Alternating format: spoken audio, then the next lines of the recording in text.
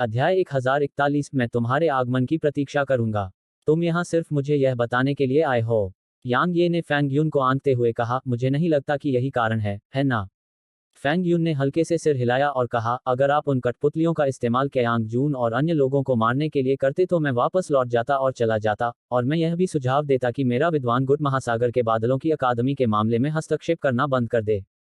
हालांकि मुझे यह देखकर सुखद आश्चर्य हुआ कि आप वास्तव में अपनी क्षमता से उन्हें मारने में सक्षम थे। फैंग यून ने एक पल के लिए विराम लिया और फिर उसने कहा, आपकी प्राकृतिक प्रतिभा और क्षमता बहुत बढ़िया है। खासकर आपकी ताकत संतों से भी बढ़कर है। पाइन प्रांत की तो बात ही छोड़िए, आप अपनी ताकत के साथ मेरी व्हाइट डी अकादमी में भी जीवित रह पाएंगे। कैयांग जून और अन्य लोगों ने आपकी जांच की, लेकिन उन्होंने इसे गंभीरता से नहीं लिया।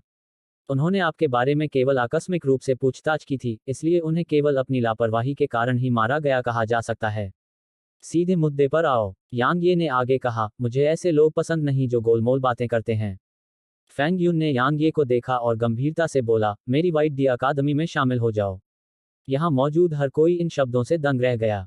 व्हाइट डी अकादमी में शामिल हों। यांग ये भी दंग रह गया, क्योंकि उसने उम्मीद नहीं की थी कि फैंग यून उसे व्हाइट डी अकादमी में शामिल होने के लिए आमंत्रित करेगा।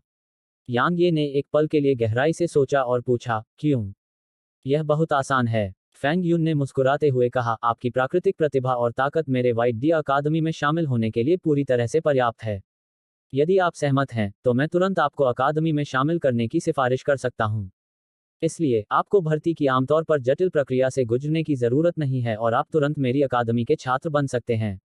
फैंग यून की बात सुनकर यहां मौजूद हर किसी का खून खौल उठा। आखिरकार व्हाइट डी अकादमी एक डायमंड रैंक शक्ति थी। यांग ये को बस सिर हिलाना था और वह ऐसी शक्ति का सदस्य बन जाएगा।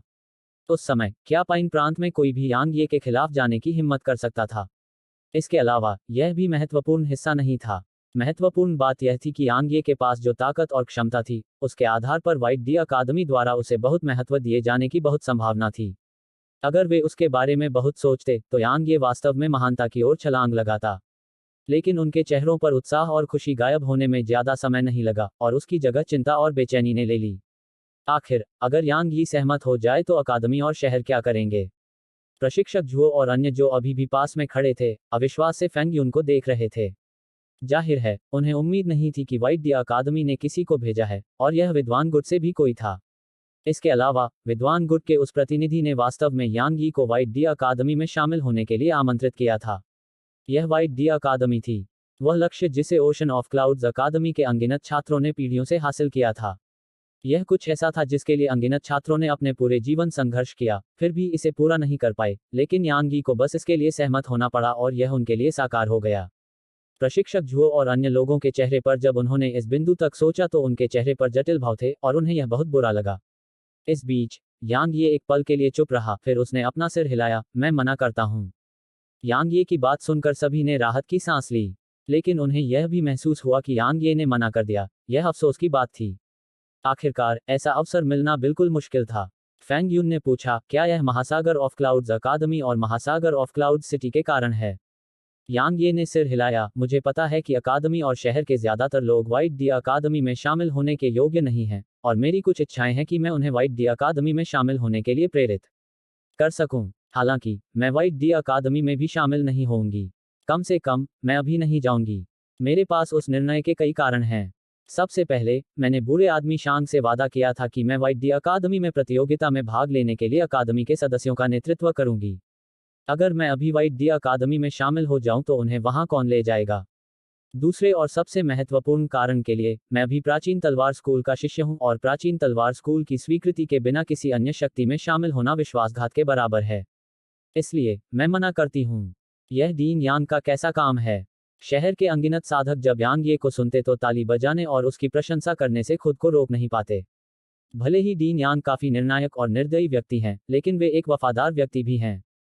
मैं उनकी योग्यता और चरित्र का पूरी तरह से कायल हूं। मैं सच में कल्पना नहीं कर सकता कि अगर डीन यांग चले गए होते तो शहर का क्या होता। आप सभी कहते हैं कि वह निर्दयी है, लेकिन जरा इसके बारे में सोचिए।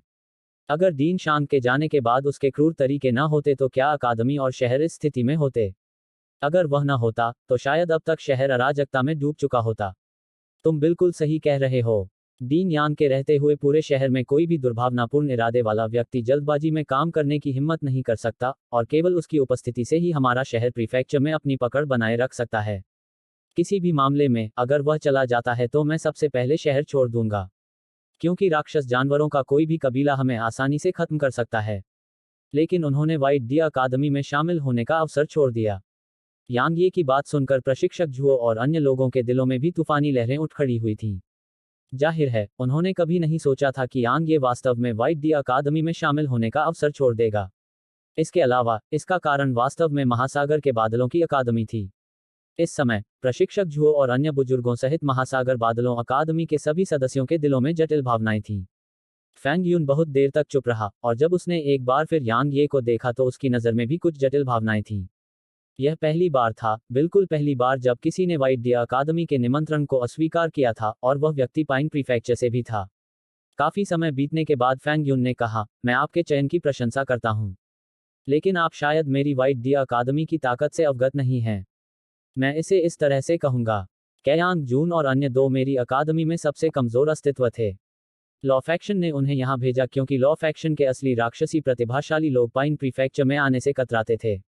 समझे? यांग ये ने सिर हिलाया और कहा, मुझे पता है। भले ही उनकी ताकतें खराब नहीं थीं, लेकिन मैं बहुत अच्छी तरह से जानता हूं कि वे व्हाइट डी अकादमी की युवा पीढ़ी की असली क्षमता का प्रतिनिधित्व करने में सक्षम नहीं हैं। फैंग यून ने कहा, एक और बात है। लॉ फैक्शन ने उन्हें इसलिए भेजा क्योंकि उसके उच्च अधिकारी ओशन ऑफ क्लाउड्स अकादमी को गंभीरता से नहीं लेते थे। उनकी राय में, वर्तमान ओशन ऑफ क्लाउड्स अकादमी की तो बात ही छोड़िए, यहां तक कि पिछली ओशन ऑफ क्लाउड्स अकादमी जिसमें शांग यूनक्सी थी, उनके लिए कुछ भी नहीं थी। एक और बात है जिसे आपको समझना चाहिए। ओशन ऑफ क्लाउड्स अकादमी अब तक इसलिए अस्तित्व में है क्योंकि हमारा विद्वान गुट लॉ फैक्शन के साथ प्रतिस्पर्धा करता रहा है। फिर भी, अब, आपने कैयांग जून और अन्य लोगों को मार डाला है, और यह व्हाइट डी अकादमी को नीचा दिखाने के बराबर है। इसलिए, हमारा विद्वान गुट निश्चित रूप से इस मामले में हस्तक्षेप करना बंद कर देगा। अगर मेरा विद्वान गुट ऐसा करता है, तो ओशन ऑफ क्लाउड्स अकादमी के पास लॉ फैक्शन के सामने कोई मौका नहीं होगा। यांग ये ने अपना सिर हिलाया और कहा, हम चाहे जो भी करें, कानून गुट हमें नष्ट कर देगा। जब ऐसा है, तो हमें डर कर और झिझक कर क्यों काम करना चाहिए? अगर लड़ाई टाली नहीं जा सकती, तो मैं हमेशा पहला हमला करूंगा और सबसे पहले मारूंगा। फैंग यून ने यांग ये को बहुत देर तक देखा, और फिर उसने कहा, शुभकामनाएं। यांग ये ने हंसते हुए कहा, धन्यवाद। क्या मैं उन तांबे की कठपुतलियों को अपने साथ ले जा सकता हूं? फैंग यून ने आगे कहा, केवल व्हाइट डी अकादमी की एक गुप्त तकनीक ही उन्हें सक्रिय करने में सक्षम है, इसलिए वे आपके हाथों में स्क्रैप धातु से अलग नहीं हैं। बेशक, मैं उन्हें मुफ्त में नहीं लूंगा। अगर आप उन्हें मुझे दे देते हैं तो मैं आपका एहसान मानूंगा। अगर आप सेंट्रल डिवाइन प्रीफेक्चर में आने में सक्षम हैं, तो मेरा विश्वास करें, मेरा वह एहसान इसके लायक होगा। यांग ये ने फैंग यून की ओर देखा, एक पल के लिए चुप हो गई, और फिर कहा, उन्हें ले लो। वह उदार नहीं था, न ही उसे इस बात की परवाह थी कि फैंग यून ने उससे क्या वादा किया था। उसने देखा कि वह इन कठपुतलियों को बिल्कुल भी नियंत्रित नहीं कर सकता था। किसी और चीज की तो बात ही छोड़िए, वह उनमें अपनी आत्मा का एक धागा भी नहीं डाल सकता था। वह जानता था कि फैंग यून उससे झूठ नहीं बोल रहा था, और वे वास्तव में उसके कब्जे में स्क्रैप मेटल की तरह थे। चूंकि यह मामला था, तो क्यों न उन्हें फैंग यून से एक एहसान के बदले में दे दिया जाए। क्योंकि व्हाइट डी अकादमी में फैंग यून की स्थिति स्पष्ट रूप से कम नहीं थी। शायद भविष्य में जब वह सेंट्रल डिवाइन प्रीफेक्चर की ओर बढ़ेगा तो उसे उस एहसान का कोई फायदा हो। किसी भी हालत में, उसने कुछ भी नहीं खोया। जब यांग ये ने बिना किसी हिचकिचाहट के सहमति व्यक्त की, तो फैंग यून यांग ये पर एक गहरी और लंबी नजर डाले बिना नहीं रह सका, और फिर उसने एक पल के लिए गहराई से सोचा और कहा, मुझे आशा है कि मैं आपको केंद्रीय दिव्य प्रांत में देख पाऊंगा। जैसे ही उसने बोलना समाप्त किया, फैंग यून ने अपना दाहिना हाथ हिलाया और 13 तांबे की कठपुतलियां ले लीं, और फिर उसने जाने का इरादा किया। हालांकि, यांग ये अचानक बोल पड़ी, अगर मैं गलत नहीं हूं, तो व्हाइट डी अकादमी के विशेषज्ञ आपके लौटने पर निश्चित रूप से पाइन प्रांत आएंगे, है ना? फैंग यून ने जवाब दिया, अगर आप चाहें तो मैं आपको कुछ समय दे सकता हूं। मुझे नहीं लगता, यांग ये ने हंसते हुए कहा, और फिर वह गंभीरता से बोला, मुझे उम्मीद है कि आप मेरे लिए लॉ फैक्शन तक एक संदेश ले जाएंगे। फैंग यून ने कहा, आगे बढ़ो। उनसे कहो कि किसी को भेजने की कोई जरूरत नहीं है। क्या प्रतियोगिता शुरू होने वाली नहीं है? उनसे कहो कि मैं, यांग ये, उस प्रतियोगिता में भाग लेने के लिए महासागर के बादलों की अकादमी के कुलीनों को लाऊंगा। क्या वे हमें मारना नहीं चाहते? अगर उनमें क्षमता है, तो हमें खत्म कर दें। अन्यथा, मैं उनका सफाया कर दूंगा। यांग ये ने कहा। फैंग यून ने यांग ये को बहुत देर तक देखा और फिर पूछा, क्या तुम मजाक कर रहे हो? यांग ये ने जवाब दिया, क्या मैं मजाक कर रहा हूँ? फैंग यून ने हल्के से सिर हिलाया, यह कदम वाकई बुरा नहीं है, क्योंकि कानून के गुट के वे घमंडी साथी निश्चित रूप से आपके आने का इंतजार करेंगे। इस तरह आप सभी अभी के लिए निश्चित रूप से सुरक्षित रहेंगे। हालांकि क्या आप जानते हैं कि सेंट्रल डिवाइन प्रीफेक्चर में जाने के बाद आपका क्या इंतजार है? यांग ये ने सिर हिलाया और कहा, मुझे पता है। फैंग यून ने पूछा, तो क्या आप अब भी चाहते हैं कि मैं वह संदेश दे दूं? यांग ये ने उत्तर दिया, हाँ। फैंग यून ने यांग ये को बहुत देर तक देखा और फिर उसने सिर हिलाया, मैं तुम्हारा इंतजार करूंगा। जैसे ही उसने बोलना समाप्त किया, उसकी आकृति आकाश में लुप्त हो गई। यांग ये ने धीरे धीरे अपनी मुठ्ठियां भींच लीं और फैंग यून को गायब होते देखा। वह ओशन ऑफ क्लाउड्स एकेडमी के काम के बारे में परेशान नहीं होना चाहता था, लेकिन उसके पास कोई विकल्प नहीं था, क्योंकि अब वह अकेला नहीं था और बहुत सारे लोग थे जो उसका पीछा कर रहे थे। ये लोग उस पर भरोसा करते थे और अपनी जान उसके हाथों में सौंपने को तैयार थे। क्या वह उन्हें छोड़कर तलवार के अपने दाव का पीछा कर सकता था? वह नहीं कर सकता था। कम से कम वह तब तक ऐसा नहीं कर सकता था जब तक कि महासागर के बादल अकादमी और शहर पूरी तरह से सुरक्षित नहीं हो जाते। यह उसकी जिम्मेदारी थी। एक आदमी को अपनी जिम्मेदारियां उठानी पड़ी। इस बीच यू वुशुंग अचानक बोला, वहां देखो। यांग ये ने देखा कि अकादमी के वे छात्र जो प्रशिक्षक झुओ और अन्य बुजुर्गों के पीछे खड़े थे, अचानक उनकी ओर बढ़ने लगे थे। सैकड़ों लोगों को उनके सामने आने में ज्यादा समय नहीं लगा और फिर वे एक साथ घुटनों के बल बैठ गए। अध्याय 1042 मैं लुकियानक सियाओ हूँ। जो छात्र यांग ये के सामने घुटने टेके थे, उन्होंने एक शब्द भी नहीं बोला, लेकिन वे जानते थे कि यांग ये समझ गया था कि वे क्या कहना चाह रहे थे। वे महासागर के बादलों की अकादमी से निकलने के बाद प्राचीन तलवार स्कूल जा सकते थे, लेकिन यह जीवित रहने के लिए दूसरों पर निर्भर होने के बराबर होगा। क्या कोई ऐसा करने को तैयार था? कोई भी नहीं था। वे अकादमी में रहना चाहते थे, लेकिन वे जानते थे कि वे ऐसा तभी कर सकते हैं जब यांग ये सहमत हो। अगर यांग ये सहमत नहीं होता, तो कोई भी उन्हें रहने देने की हिम्मत नहीं करेगा और वे भी रहने की हिम्मत नहीं करेंगे। आखिरकार बादलों के महासागर शहर के साधक उन्हें जीवित खाने के अलावा और कुछ नहीं चाहते थे। यांग ये चुप हो गया। यू वुशुंग और अन्य लोग भी चुप हो गए। इस बीच प्रशिक्षक झुओ अचानक यांग ये के पास गए और कहा, यांग ये, हम चारों अकादमी छोड़ सकते हैं, लेकिन मुझे उम्मीद है कि आप इन छोटे बच्चों को रहने देंगे। वे पहले केवल हमारे आदेशों का पालन कर रहे थे और आपको समझना चाहिए कि वे 4 संतों के आदेशों की अवहेलना करने की हिम्मत नहीं कर सकते। प्रशिक्षक झुओ के पास खड़े एक अन्य संत ने कहा, यांग ये, उन्होंने अकादमी और शहर दोनों के लिए सराहनीय सेवा प्रदान की है। मुझे उम्मीद है कि आप उन्हें इसके लिए एक मौका देंगे। कृपया। बूढ़े व्यक्ति ने बोलना समाप्त करने के बाद यांग ये को थोड़ा सा झुकाया। यांग ये के पीछे खड़ी शांग किंगयंग यह दृश्य देख पाने में असमर्थ थी और वह कुछ कहना चाहती थी, लेकिन यू वुशुंग ने उसे रोक दिया था। यांग ये बहुत देर तक चुप रहा और फिर उसने शहर के साधकों की ओर देखा। वे सभी हमारे पक्ष में लड़े हैं। वे ही कारण है कि अकादमी और शहर वेल्किन वुल्फ माउंटेन रेंज की सहयोगी सेनाओं से बचने में सक्षम थे। ऐसा इसलिए हुआ क्योंकि वे सभी हमारे पक्ष में लड़ने के लिए रुके थे, लेकिन आप सभी ने वास्तव में उनके खिलाफ अपनी तलवारें मोड़ दी। यांग ये ने जब इतना कहा तो वह पलटकर चला गया। उसके सामने घुटने टेकने वाले छात्र यह देखकर तुरंत पीले पड़ गए और उनकी आंखों में दुख था। अचानक यांग ये ने चलना बंद कर दिया और कहा, आप रुक सकते हैं। आप तभी रुक सकते हैं जब आप शहर के इन साधकों से माफी प्राप्त कर सकें, अन्यथा तुरंत चले जाएं। जैसे ही उसने बोलना समाप्त किया, यांग ये लुवान र के साथ वहीं गायब हो गया। अब आप सभी खड़े हो सकते हैं। जैसे ही यांग ये चले गए, यू वुशुंग घुटनों पर बैठे छात्रों के पास गए और कहा, आप सभी रुक सकते हैं। वे दंग रह गए और प्रशिक्षक झुओ ने हैरानी से कहा, क्या यांग ये भी सहमत थे? उसने आप सभी को तुरंत चले जाने के लिए नहीं कहा, और यह सहमत होने के बराबर है। यू वुशुंग ने आगे कहा, बाकी सब मुझ पर छोड़ दो। हालांकि मुझे आप सभी से अपना पूरा सहयोग चाहिए। अगर आप मेरे कहे अनुसार नहीं कर सकते, तो अभी शहर छोड़ दो। प्रशिक्षक झुओ ने जल्दी से गारंटी दी, मैं उनसे वह सब करवाऊंगा जो आप कहेंगे। यू वुशुंग ने हल्के से सिर हिलाया। बादल महासागर मंडप। यांग ये ने लू वान र का हाथ पकड़ लिया और वे आंगन में एक पत्थर की बेंच पर बैठ गए। उसने सृजन का एक पेड़ निकाला और उसे उसकी ओर बढ़ाते हुए कहा, अब इसे निगल लो। जब तक तुम खेती करोगी मैं तुम्हारी रक्षा करूंगा। लू वान र ने अपने सामने रखे फल को देखते हुए अपने दिल को कांपता हुआ महसूस किया। उसने यांग ये की ओर देखा और कहा, तुम शहर में नहीं थे क्योंकि तुम जिथर ऑफ लव गए थे, है ना? यांग ये ने सिर हिलाया, तुम्हारा डेंटियन नष्ट हो गया है, और समय बीतने के साथ साथ यह तुम्हारे लिए और भी बुरा होता जा रहा है। इसलिए मैंने यात्रा करने के लिए कुछ समय लिया। सौभाग्य से मेरी किस्मत खराब नहीं थी और मुझे यह मिल गया। लू वानर ने कहा, यह बहुत खतरनाक था, है ना? यांग ये ने मुस्कुराते हुए कहा, क्या खतरा है? क्या यह सिर्फ एक फल नहीं है? यह मेरे लिए बिल्कुल आसान काम है। लू वान र ने उसे बहुत देर तक देखा और फिर अचानक मुस्कुरा दी। यह उसके सामने खिले फूलों के बगीचे की तरह खूबसूरत था।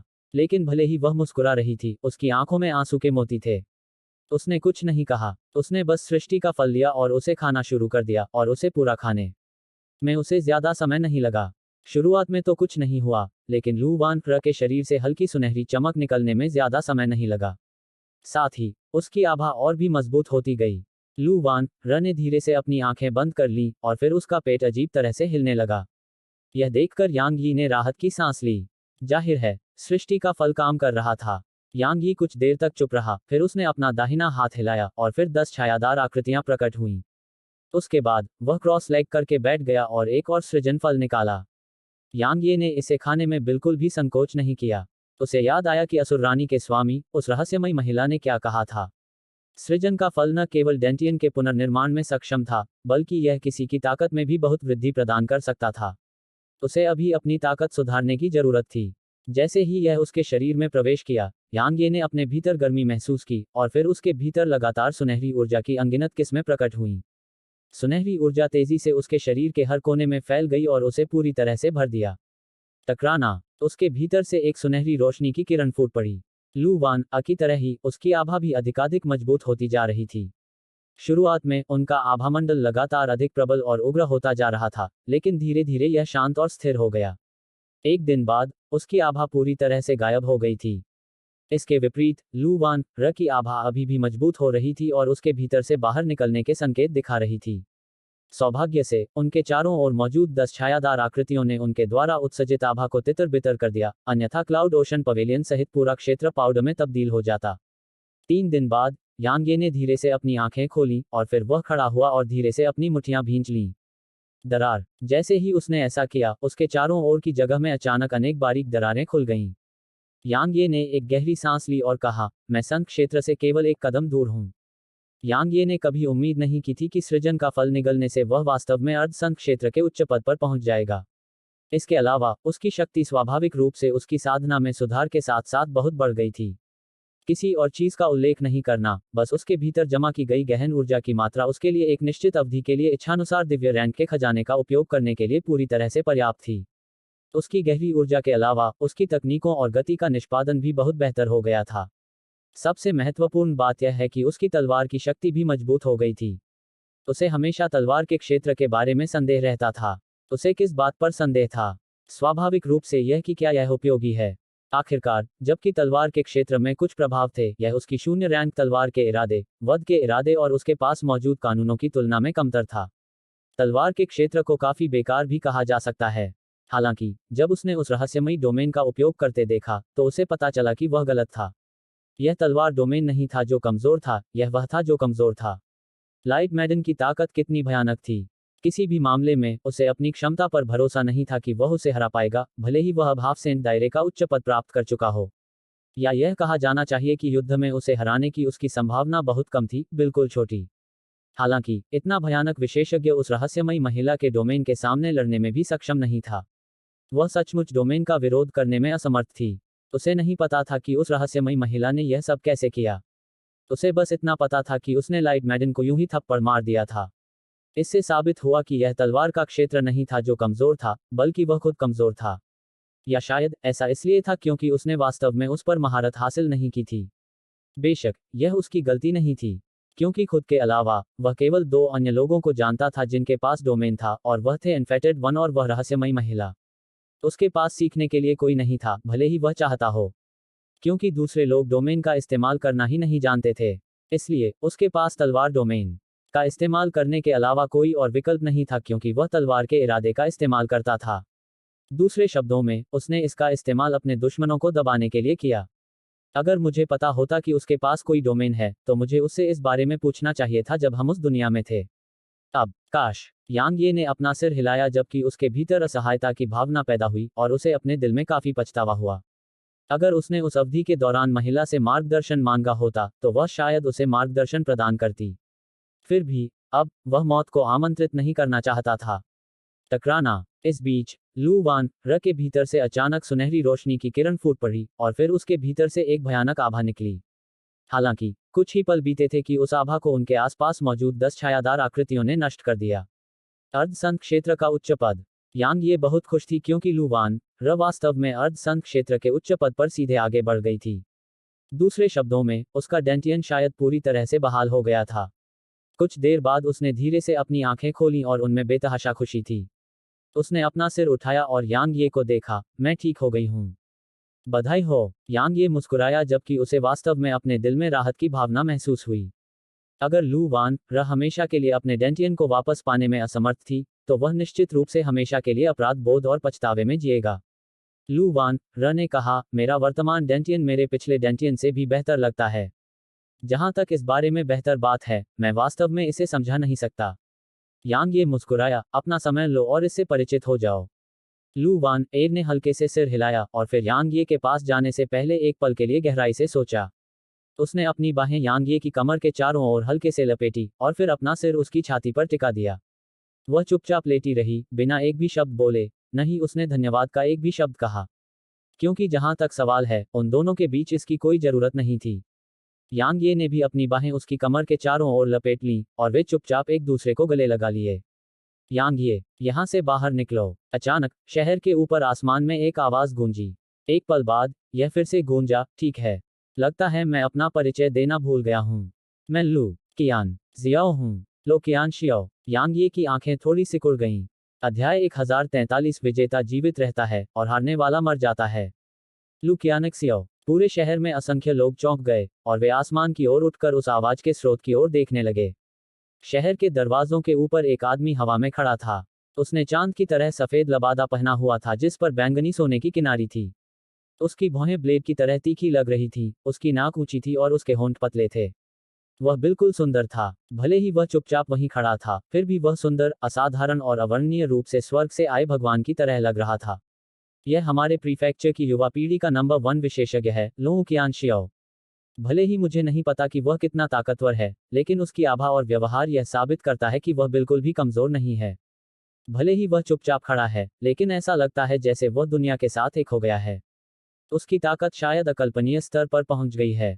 क्या आप सभी को लगता है कि वह या यांग ये अधिक शक्तिशाली है? Sky divine hall pine prefecture की नंबर 1 शक्ति है और इसके संसाधन और भंडार अथाह हैं। यहाँ तक एक सुअर भी शायद बुद्धिमत्ता हासिल कर सकता है अगर उसे स्काई डिवाइन हॉल की पूरी ताकत के साथ पाला जाए। तो चलिए लू कियानक्सियाओ के बारे में बात भी नहीं करते हैं जिनके पास असाधारण प्राकृतिक प्रतिभा है। यह उल्लेख करने की आवश्यकता नहीं है कि मैंने सुना है कि लू कियानक्सियाओ सेंट्रल डिवाइन प्रीफेक्चर में गया है और उस जगह पर भाग्यशाली मुठभेड़ें प्राप्त की हैं जो राक्षसी प्रतिभाओं से भरी हुई है। तो यांग ये ने एक संत को मार डाला है। लो कियान शियाओ 1 साल पहले सेंट से लड़ने में सक्षम थी।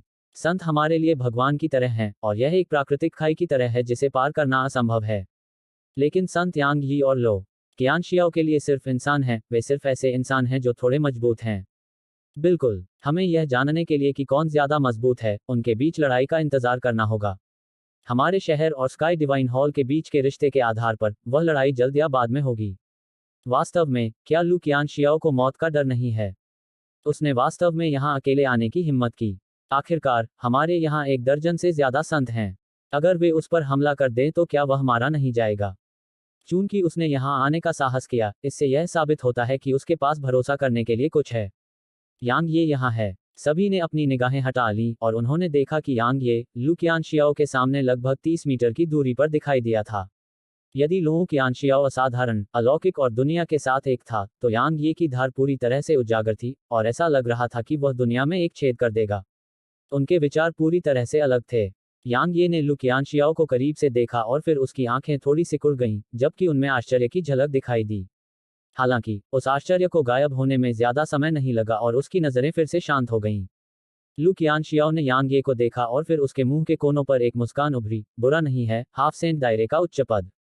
भले ही आपने अभी अभी ही सफलता पाई है, लेकिन आप अपनी आभा को स्थिर रखने में सक्षम हैं। यह वास्तव में एक दुर्लभ दृश्य है। बेशक, आपकी तलवार की मंशा की तुलना में इसे अनदेखा किया जा सकता है। कहने की जरूरत नहीं है, आप निश्चित रूप से पाइन प्रांत में तलवार दाव में सर्वश्रेष्ठ हैं। यांग ये ने पूछा, क्या आपके पास कहने के लिए कुछ और है? लू कियानशियाओ ने हंसते हुए कहा, क्या तुम जानते हो कि मैं प्रीफेक्चर के सभी प्रतिभाशाली लोगों को चुनौती क्यों देना चाहता था? क्योंकि मैं चाहता था कि वे सभी प्रतिभाशाली लोग जो मेरे जैसे ही प्रसिद्ध हैं, जैसे कि ज़ुबुशेन, लू वान, एर और अन्य लोग यह महसूस करें कि वे मेरे जैसे प्रसिद्ध होने के योग्य नहीं हैं।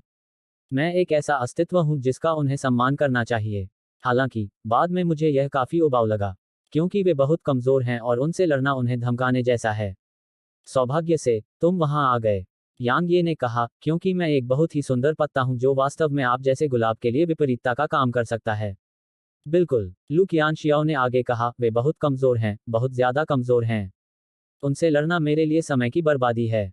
जहां तक तुम्हारा सवाल है, पाइन प्रांत में तुम्हारी मौजूदा प्रतिष्ठा मेरे बराबर कही जा सकती है।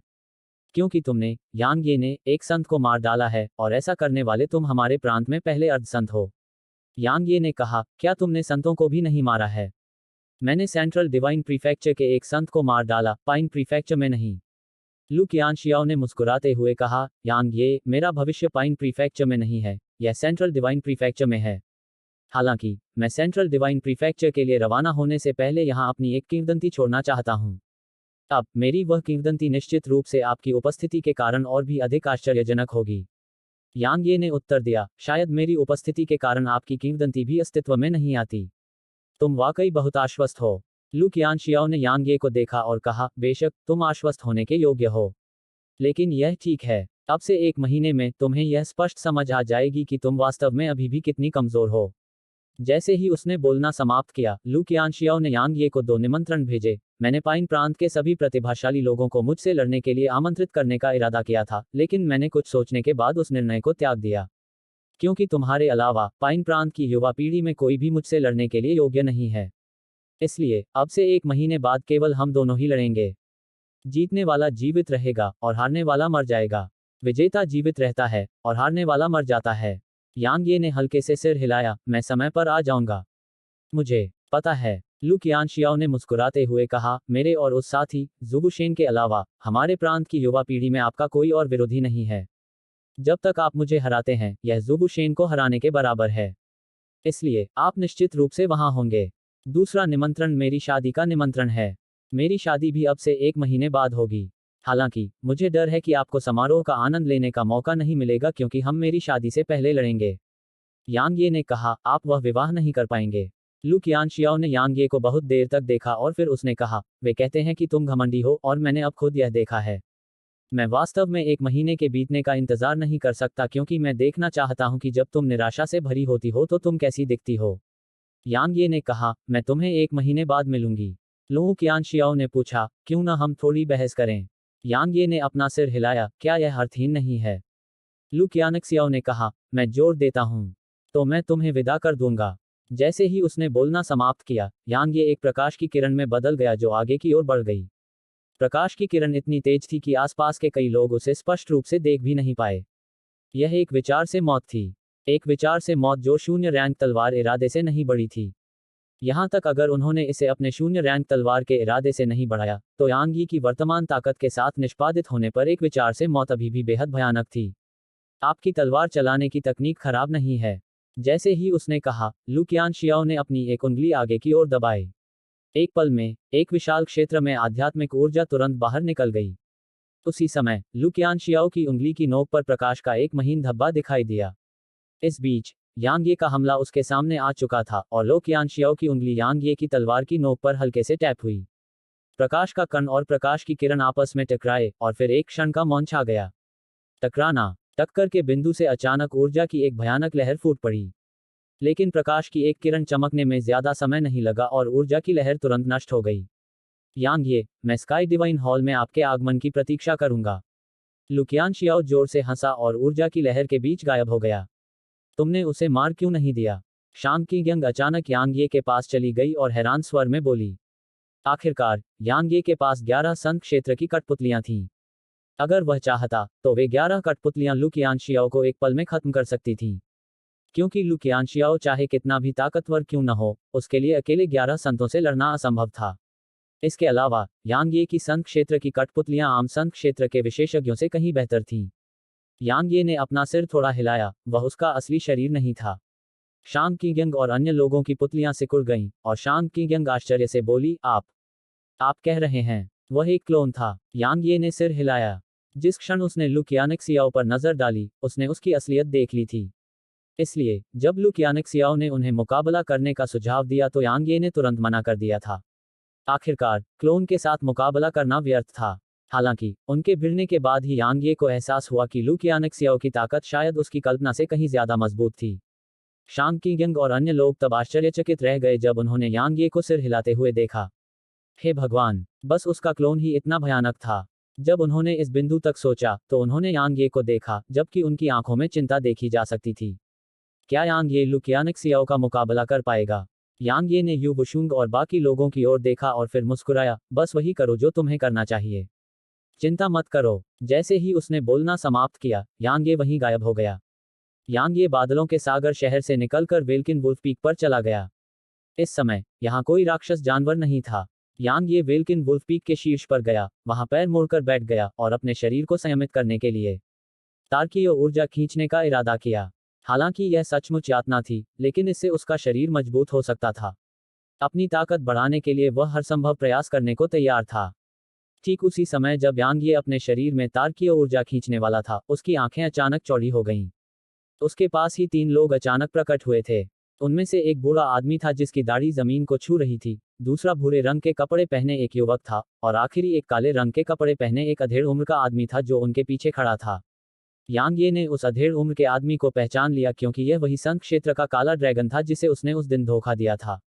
ड्रैगन कबीले के विशेषज्ञ। यांग ये चौंक गया। धिक्कार है। वे शायद मेरे साथ परेशानी की तलाश में हैं। हालांकि वह सतह पर बेहद शांत रहा। किसी भी मामले में उसके पास ड्रैगन कबीले की रक्तरेखा थी और वह खुद को ड्रेकोनिफाई कर सकता था। इसलिए वह उन्हें धोखा देना जारी रख सकता था।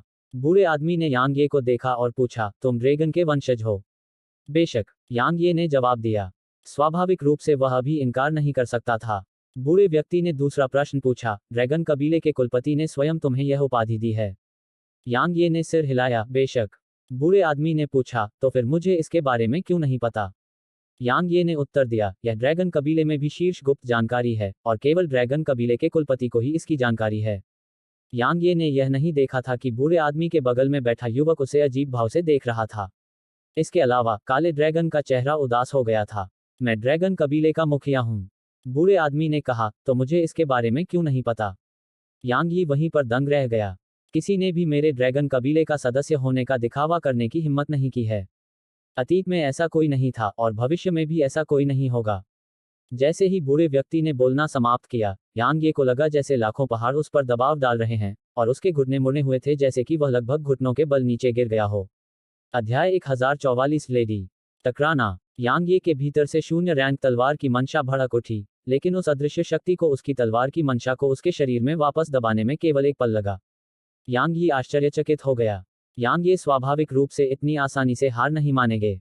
उन्होंने जल्दी से अपने भीतर ड्रैगन रक्त के रक्त दबाव का उपयोग किया, और फिर उन्होंने महसूस किया कि उनका अनुभव दबाव काफी कम हो गया है। उनके ऊपर जो दबाव था वह पूरी तरह से गायब होने में ज्यादा समय नहीं लगा। यांग ये ने अपना सिर उठाकर बूढ़े आदमी की तरफ देखा। दबाव उसके अपने रक्त के दबाव के कारण गायब नहीं हुआ था, बल्कि इसलिए था क्योंकि बूढ़े आदमी ने उसे रोक दिया था। इस समय बूढ़ा आदमी भी उसकी ओर देख रहा था, और बूढ़े आदमी की आंखों में घबराहट के भाव थे। क्या ड्रैगन कबीले को सिर्फ युवा और कमजोर लोगों को ही धमकाना आता है? यांग ये ने बूढ़े आदमी को देखा और उसने धीरे धीरे अपनी मुट्ठियां भींच लीं। बूढ़ा आदमी बहुत मजबूत था, बहुत ज्यादा मजबूत। उसके अंतर्ज्ञान ने उसे बताया कि अगर वह अपने पास मौजूद सभी सेंट्रियल कठपुतलियों को भी बुला ले तो भी यह व्यर्थ था। बल पर निर्भर रहकर जीवित रहना बिल्कुल असंभव था, और उसे इसके बजाय अपनी बुद्धि पर भरोसा करना था। बूढ़े आदमी के पास खड़े युवक ने यांग ये की बात सुनकर आगे बढ़ने का इरादा किया, लेकिन बूढ़े आदमी ने उसे रोक दिया। बूढ़े व्यक्ति ने यांग ये को ऊपर से नीचे तक नापकर कहा, तुम वाकई ड्रैगन कबीले की वंशावली और विरासत के मालिक हो। इसके अलावा मैं यह महसूस कर पा रहा हूं कि तुमने इसे जबरदस्ती से हासिल नहीं किया है, बल्कि यह तुम्हें स्वेच्छा से मिला है। यह बात मुझे वाकई हैरान करती है, क्योंकि मेरे ड्रैगन कबीले के किसी सदस्य के लिए अपनी विरासत किसी इंसान को देना असंभव है। इसके अलावा तुम्हारे पास जो वंशावली है वह बेहद शुद्ध और महान है। दूसरे शब्दों में, उस विशेषज्ञ का दर्जा निश्चित रूप से मेरे ड्रैगन कबीले में बहुत ऊंचा था।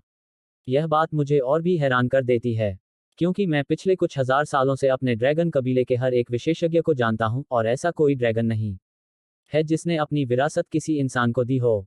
यांग ये ने धीमी आवाज में कहा, मैंने इसे रेडियंट आयाम में प्राप्त नहीं किया।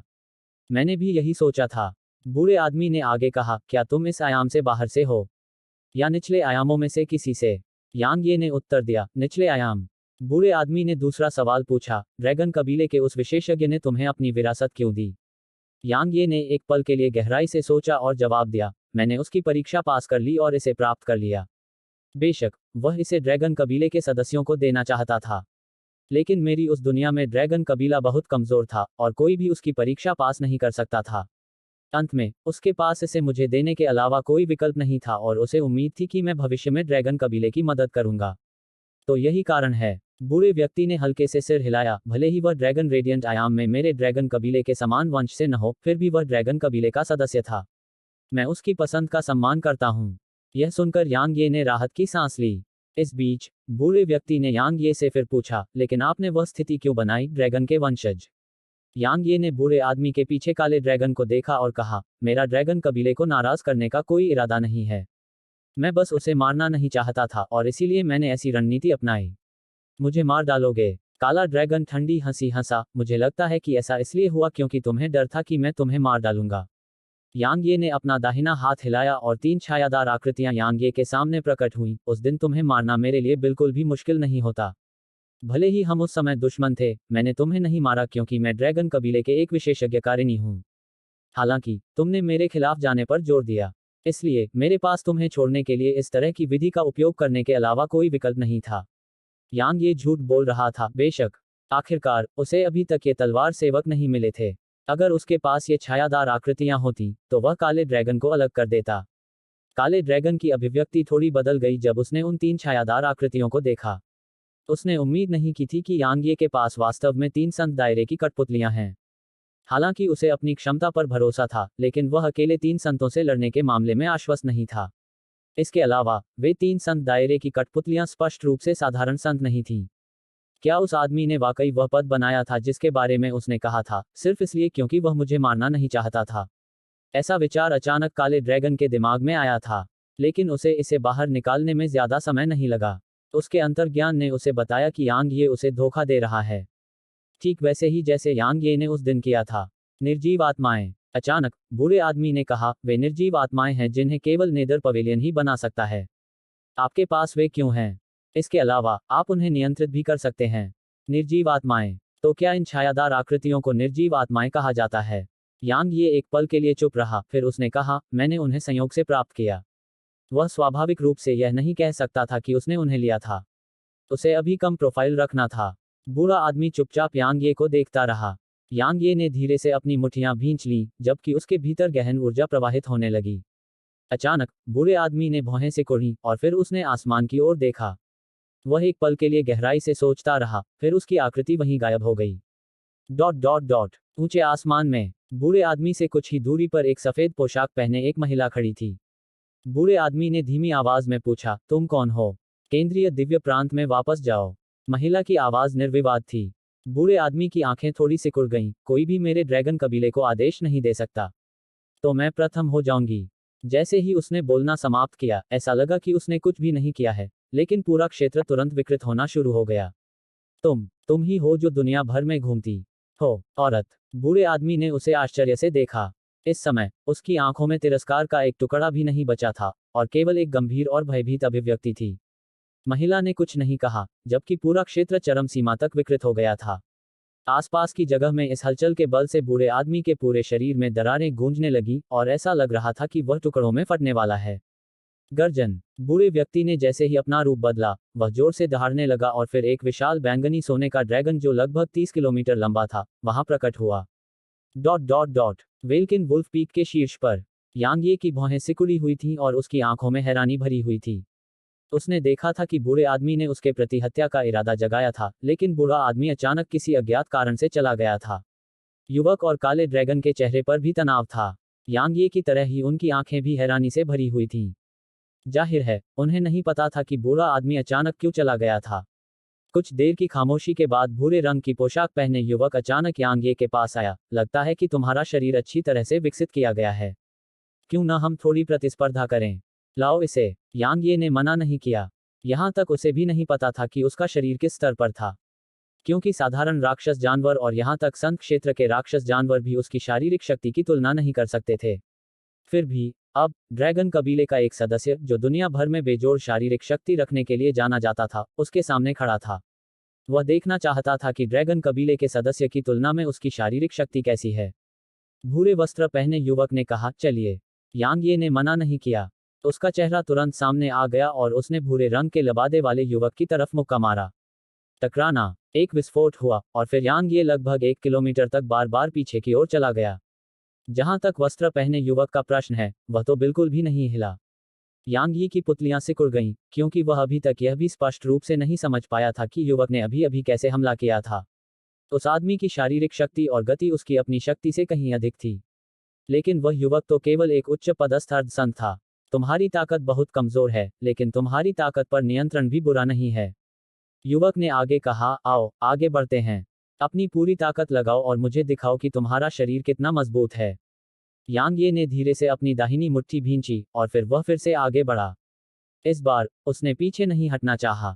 उसकी मुट्ठी में मौजूद शक्तिशाली बल ने उसके रास्ते में मौजूद जगह को टुकड़ों में उड़ा दिया। लेकिन अगले ही पल एक धमाका हुआ और उसे फिर से पीछे धकेल दिया गया। इस बार उसे करीब 1.5 किलोमीटर पीछे धकेल दिया गया। यांग ये ने अपने दाहिने हाथ को देखा जो टूट गया था और फिर उसने युवक की ओर देखा। तुम वास्तव में मजबूत हो। मेरी शारीरिक शक्ति मजबूत नहीं है, बल्कि तुम्हारी शक्ति बहुत कमजोर है। युवक ने आगे कहा, बेशक मनुष्यों में यह बुरी नहीं है। खास तौर पर तुम्हारी शक्ति पर नियंत्रण, मनुष्यों में ऐसे बहुत कम लोग हैं जो ऐसा कर पाते हैं। युवक ने एक क्षण रुककर कहा, वास्तव में आपने मुझे बहुत आश्चर्यचकित कर दिया। क्योंकि मनुष्य का शरीर वास्तव में शरीर शोधन के 6 लोकों में से दिव्य वीरता लोक को प्राप्त करने की कगार पर है। शरीर शोधन के 6 क्षेत्र, दिव्य वीरता क्षेत्र। यांग ये हैरान थी, शरीर की साधना भी क्षेत्रों में विभाजित है। बेशक, युवक ने आगे कहा, यह 6 क्षेत्रों में विभाजित है। वे हैं दिव्य वीरता क्षेत्र, दिव्य दृढ़ता क्षेत्र, दिव्य परिवर्तन क्षेत्र, युग क्षेत्र और अमर क्षेत्र। यांग ये ने कहा, यह तो केवल 5 है। युवक ने उत्तर दिया, अंतिम क्षेत्र वह है जिसे किसी भी व्यक्ति या दानव ने पूरे दीप्तिमान आयाम के इतिहास में प्राप्त नहीं किया है। यांग ये ने पूछा, तो फिर आप कैसे जानते हैं कि छठा क्षेत्र भी है? युवक ने उत्तर दिया, मेरे ड्रैगन कबीले के एक विशेषज्ञ ने कई साल पहले अमर क्षेत्र प्राप्त किया था और उसने कहा कि अमर क्षेत्र के ऊपर एक और क्षेत्र है। हालांकि उसने यह नहीं बताया कि वह वास्तव में क्या था। यांग ये ने दूसरा सवाल पूछा, आप किस क्षेत्र में हैं? युवक ने सपाट उत्तर दिया, मैं अभी दिव्य वीरता क्षेत्र में ही हूँ। यांग ये ने कहा, मैं तो दिव्य वीरता क्षेत्र में भी नहीं हूँ। युवक ने उत्तर दिया, ये क्षेत्र मेरे ड्रैगन कबीले द्वारा निर्धारित किए गए थे और मेरे ड्रैगन कबीले के सदस्य ऐसे शरीर के साथ पैदा होते हैं जो अर्ध संतों से भी बेहतर होते हैं। इसलिए हमारे शरीर को संत क्षेत्र में साधना करना हमारे लिए केवल शुरुआत है। यदि आप दिव्य वीरता क्षेत्र प्राप्त करते हैं, तो इसका मतलब यह होगा कि आपका शरीर सामान्य संत क्षेत्र के राक्षस जानवरों से कहीं बेहतर है। तुम्हारा ड्रैगन कबीला वाकई धन्य है। यांग ये ने जोर से हंसते हुए कहा। आखिरकार वे ऐसे शरीर के साथ पैदा हुए थे जो अर्ध संतों से कहीं बेहतर थे, और यह ऐसी चीज नहीं थी जिसका वह मुकाबला कर सके। युवक ने कहा, फिर भी हमें जो कीमत चुकानी पड़ रही है वह आप मनुष्यों से कम नहीं है। शायद। यांग ये ने हल्के से सिर हिलाया, क्या आप अपने ड्रैगन कबीले की युवा पीढ़ी में सबसे उत्कृष्ट हैं? नहीं। युवक ने धीरे से अपना सिर हिलाया, मैं तो औसत ही हूँ। यांग ये ने कुछ देर तक युवक को देखा और फिर बोला, मैं अपनी तलवार से एक वार करके देखूंगा। युवक ने हल्का सा सिर हिलाया। यांग ये हमला करने ही वाला था, लेकिन अचानक बूढ़ा आदमी भूरे रंग के लबादे वाले युवक के सामने प्रकट हुआ। बूढ़े आदमी ने यांग ये पर एक गहरी और लंबी नजर डाली और फिर उसने अपना दाहिना हाथ हिलाया। एक मुट्ठी के आकार का सुनहरा टोकन जिस पर एक ड्रैगन का पंजा था, यांग ये के सामने प्रकट हुआ। क्या तुम मेरे ड्रैगन कबीले के वंशज नहीं बनना चाहते थे? मैं तुम्हारी इच्छा पूरी करूंगा।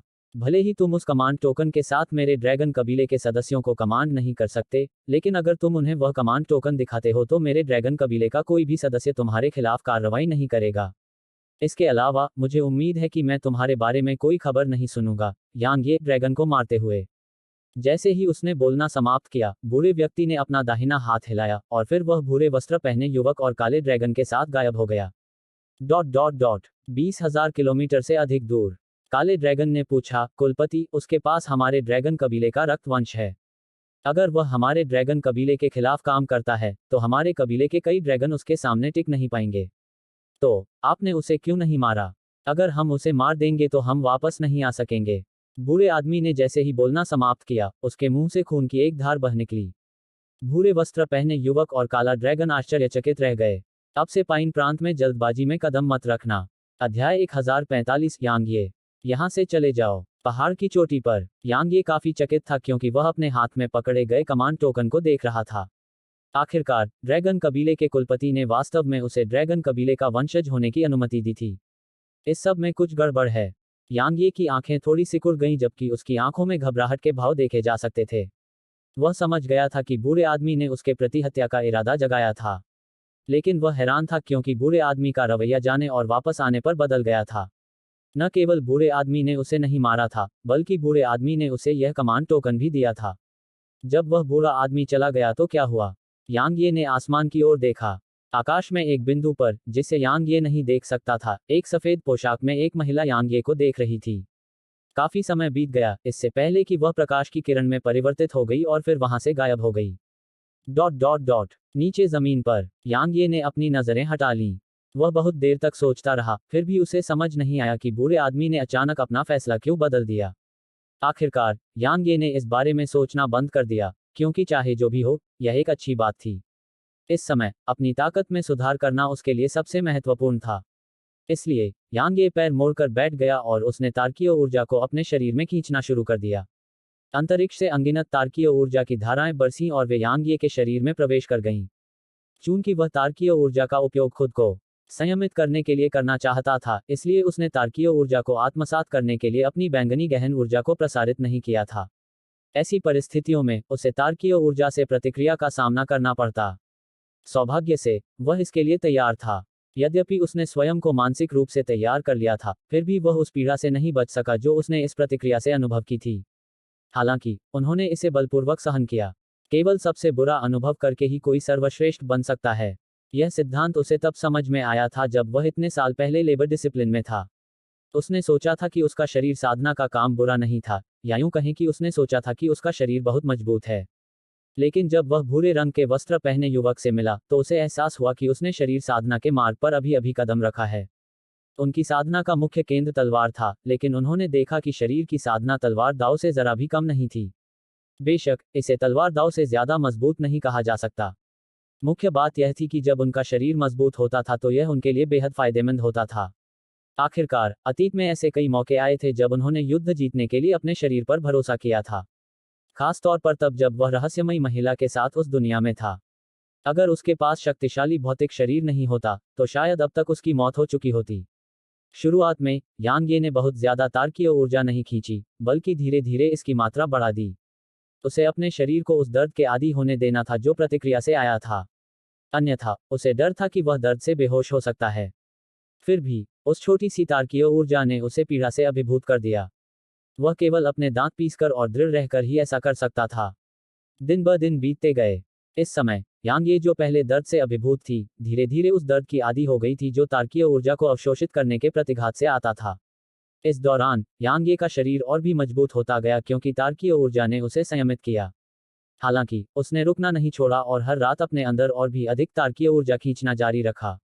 उसने देखा कि रात में तारकीय ऊर्जा दिन में अवशोषित की गई तारकीय ऊर्जा की तुलना में बहुत अधिक प्रभावी थी। इसके कारण के बारे में उसने इसका पता लगाने की जहमत नहीं उठाई। 5 दिन बाद उसने दिन में तलवार चलाने की कला सीखनी शुरू कर दी और रात में तारों की ऊर्जा को अवशोषित करना शुरू कर दिया। शुरुआत में उसने हेवन रेंड से शुरुआत की। साधना के अपने मार्ग के शुरुआती दिनों में हेवन रेंड उसके लिए बेहद मददगार रहा था, लेकिन जैसे जैसे वह मजबूत होता गया और नई दिव्य रैंक तकनीकें सीखता गया, हेवन रेंड धीरे धीरे उसके लिए बिल्कुल बेकार हो गया। हालांकि यांग ये की राय में heaven rend death by a thought से कहीं ज्यादा महत्वपूर्ण था। क्यों? क्योंकि हेवन रेंड की ताकत उसकी अपनी ताकत पर निर्भर थी। जहां तक डेथ बाय अ थॉट की बात है, तो वह लगातार मजबूत होता जा सकता था, लेकिन उसकी एक सीमा थी। लेकिन हेवन रेंड की ताकत की कोई सीमा नहीं थी अगर उसका शरीर काफी मजबूत था और वह उसे अच्छी तरह से नियंत्रित कर सकता था। इसलिए उन्होंने हेवन रेंड का अभ्यास लगन से करने का निर्णय लिया। यांग ये लगभग 60 हेवन रेंड को ओवरलैप करने में सक्षम था जब उसकी ताकत हाफ सेंस दायरे के उच्च रैंक पर पहुंच गई, और 60 ओवरलैप किए गए हेवन रेंड की ताकत कम ग्रेड दिव्य रैंक तलवार तकनीक से कम नहीं थी। इसके अलावा क्योंकि पिछले कुछ दिनों में उसका शरीर लगातार मजबूत हो रहा था, उसका हेवन रेंड मजबूत और मजबूत होता जा रहा था। वह हर एक दिन तलवार ऊर्जा के और भी अधिक स्ट्रैंड को ओवरलैप करने में सक्षम था। जब वह 70 हेवन रेंज को ओवरलैप कर सकता था, तो यांग यी ने देखा कि उसकी तलवार, जो तलवार के इरादे से संघनित थी, वह हेवन रेंज के निष्पादन से उत्पन्न भयानक शक्ति को सहन करने में लगभग असमर्थ थी। इसके अलावा वे 70 अतिव्याप्त heaven range death by a thought तकनीक से कमतर नहीं थे। हालांकि यांग ये वहां नहीं रुके और अभी भी एक पागल की तरह अपने शरीर और हेवन रेंज की खेती जारी रखी। 5 दिन और बीत गए। अब यांग ये का शरीर और हेवन रेंज बेहद धीमी गति से सुधर रहे थे। खास तौर पर हेवन रेंज। इस समय वह एक बार में 80 हेवन रेंज ओवरलैप कर सकता था। हालांकि तलवार की ऊर्जा के एक और स्ट्रैंड से इसे बढ़ाना बिल्कुल मुश्किल था। उसके शरीर के लिए भी यही स्थिति थी। शुरुआत में उसका शरीर तारकीय ऊर्जा को अवशोषित करने के कारण होने वाले दर्द को सहन करने में सक्षम नहीं था। फिर भी अब उसका शरीर इसके लिए अभ्यस्त हो गया था। बेशक यह दर्शाता नहीं था कि कोई दर्द नहीं था। यह केवल इतना ही कहा जा सकता था कि यांग ये ने अवशोषित की गई तारकीय ऊर्जा से यातना के कारण अपनी चेतना नहीं खोई होगी। उल्लेख करने लायक एक और बात यह थी कि उसकी इंटेंट तलवारें उन 80 ओवरलैप्ड हेवन रेंज को केवल 2 बार ही अंजाम दे पाती थीं। यहां तक शून्य रैंक तलवार इंटेंट से संघनित इंटेंट तलवारें भी उसकी हेवन रेंज तकनीक की मौजूदा ताकत को झेलने में सक्षम नहीं थीं। इसलिए यह स्पष्ट था कि अब यह कितना भयानक था। किसी भी मामले में उनके अनुमानों के आधार पर, यदि उन्होंने शून्य रैंक तलवार के इरादे से इसे बढ़ाते हुए हेवन रेंज को निष्पादित किया, तो यह निश्चित रूप से उच्च श्रेणी की दिव्य रैंक तलवार तकनीक से कमतर नहीं था। जहां तक उसके शरीर की बात है, तो वह पहले से 2 गुना ज्यादा मजबूत था। हालांकि उसे नहीं पता था कि क्या उसे दिव्य वीरता क्षेत्र में माना जा सकता है। अपनी शारीरिक शक्ति और हेवन रेंज तकनीक के अलावा उसने देखा कि उसे एक और लाभ मिला था। वह यह था कि उसकी स्टेलर वार तकनीक और भी मजबूत हो गई थी। उस दिन प्रशिक्षक झुओ ने जो कहा था, उसके आधार पर स्टेलर वार तकनीक अजेय थी। हालांकि उन छायादार आकृतियों का सामना करने के बाद यांग ये को पता चला कि यह बकवास है, क्योंकि स्टेलर वार तकनीक भी उन छायादार आकृतियों के हमलों को रोकने में सक्षम नहीं थी। हालांकि इसका मतलब यह नहीं था कि स्टेलर वार तकनीक कमजोर थी। इसके विपरीत यह बेहद भयानक थी। आखिरकार उसने 100 से अधिक संतों को पीटने और डराने के लिए इस पर भरोसा किया था। यह कोई अजेय तकनीक नहीं थी, लेकिन इसने वास्तव में उसकी शारीरिक सुरक्षा में बहुत वृद्धि की। यह अभी भी उसके लिए एक महान तुरुप का पत्ता माना जा सकता है। स्टेलर वॉर तकनीक में उसकी वर्तमान उपलब्धियों के आधार पर, यहां तक डेथ बाय ए थॉट तकनीक जो शून्य रैंक तलवार इरादे से बढ़ाई गई थी, उसकी स्टेलर वार तकनीक को भेदने में सक्षम नहीं होगी। यांग ये ने उसके बाद भी साधना जारी रखी, और वह पागलों की तरह साधना करता रहा। बादलों का सागर शहर। यू वुशुंग की वजह से बादलों के महासागर अकादमी के सभी छात्र, जिन्हें यांग यी ने शहर से लगभग बाहर निकाल दिया था, अभी भी यहां थे। हालांकि शहर में उन साधकों की क्षमा पाना इतना आसान नहीं था। इस अवधि के दौरान जब यांग ये साधना कर रहे थे, यू वुशुंग ने उन छात्रों के लिए पूरे शहर में पढ़ाने की व्यवस्था की। बेशक यह सिर्फ साधारण शिक्षण नहीं था, उन्होंने बिना किसी रोक टोक के पढ़ाया। दूसरे शब्दों में, उन्होंने बिना किसी रोक टोक के शहर के निवासियों को अपनी तकनीक और ज्ञान दिया। शहर भर में पढ़ने वाले सभी छात्रों के माता पिता इस बात से बहुत खुश हुए। आखिरकार वे ओशन ऑफ क्लाउड्स अकादमी के छात्र थे, और वे अकादमी के कुलीन भी थे। चूंकि वे छात्र बिना किसी रोक टोक के अपने बच्चों को पढ़ा रहे थे, इसलिए यह निश्चित रूप से उनके बच्चों के लिए बेहद फायदेमंद था। इसलिए वे साधक जो ओशन ऑफ क्लाउड्स अकादमी के उन छात्रों को देखना पसंद नहीं करते थे, धीरे धीरे उनके बारे में अपनी राय बदल दी। भले ही वे छात्र रुकने में सक्षम थे, लेकिन प्रशिक्षक झुओ और अन्य बुजुर्ग नहीं रुके। यू वुशुंग ने उन्हें रुकने के लिए नहीं कहा, क्योंकि यांग ये शहर में उनकी उपस्थिति को बिल्कुल भी बर्दाश्त नहीं करेगा। क्योंकि एक बार यांग ये यहाँ नहीं था और उनके मन में शहर के प्रति बुरी नीयत थी, तो यह शहर के लिए एक आपदा के बराबर होगा। दरअसल यू वुशुंग जानता था कि यांग ये उन्हें बिल्कुल भी नहीं छोड़ना चाहता था। यांग ये एक ऐसा ही व्यक्ति था, अगर कोई उसके साथ अपना दुश्मन जैसा व्यवहार करता है, तो वह भी उसके साथ अपना दुश्मन जैसा व्यवहार करेगा। इसके अलावा यांग ये की राय में, चूंकि वे उसके दुश्मन थे, इसलिए उनमें से किसी को भी जीवित नहीं छोड़ना सबसे अच्छा था। जैसा कि यांग ये ने कहा था, उसने उन्हें इसलिए नहीं छोड़ा क्योंकि उसे अपनी ताकत पर भरोसा था, बल्कि इसलिए क्योंकि वह और लू वान एर ठीक थे। यू वुशुंग का दिल खुश हो गया जब उसने इस बिंदु तक सोचा। यू वुशुंग जो शहर की दीवार पर खड़ी थी, उसने वेल्किन वुल्फ पर्वत श्रृंखला की ओर देखा, और फिर वह धीरे से बोली, मुझे आश्चर्य है कि उसकी साधना कैसी चल रही है। अचानक उसकी नजर दूर की ओर गई। एक आदमी जिसने काला लबादा पहना हुआ था और अपनी पीठ पर भाला लटकाया हुआ था, दूर से शहर की ओर धीरे धीरे चला आ रहा था। यू वुशुंग ने धीमी आवाज में कहा, अपना परिचय दो। वह आदमी कुछ नहीं बोला और बस आगे बढ़ता रहा। यू वुशुंग ने भौहें सिकोड़ी, और फिर उसने अपना दाहिना हाथ हिलाया। संत क्षेत्र की तलवार सेवक झू युआन, जिसे यांग ये ने उसे सुरक्षित रखने के लिए उसके साथ छोड़ा था, उस आदमी को रोकने के लिए आगे बढ़ी और उसने पूछा, तुम कौन हो? आदमी ने उसे कोई जवाब नहीं दिया। उसने अपना सिर ऊपर उठाकर संत दायरे के तलवार सेवक को देखा जो उसके रास्ते में बाधा बन रहा था। अगले ही पल उसके पीछे का भाला प्रकाश की किरण में बदल गया जो आसमान में चली गई। जब वह आसमान में पहुंचा तो आदमी अचानक भाले के सामने आ गया और फिर उसने उसे पकड़ लिया। भाड़ में जाओ, उसने दहाड़ते हुए भाला नीचे फेंका। संत क्षेत्र का तलवार सेवक कुछ प्रतिक्रिया भी नहीं कर पाया था कि भाला उसकी छाती में घुस गया और वह उड़कर शहर की दीवारों पर जा लगा। शून्य रैंक भाला इरादा। यू वुशुंग की पुतलियां सिकुड़ गईं। वह कौन है? जैसे ही वह जमीन पर गिरा, वह गुस्से से चिल्लाया और अपना दाहिना पैर जमीन पर पटक दिया। यांग ये, निकल जा यहां से। टकराना। उसके सामने की जमीन तुरंत फट गई और दरारें तेजी से आगे बढ़ीं और तुरंत शहर के द्वार के सामने आ गईं।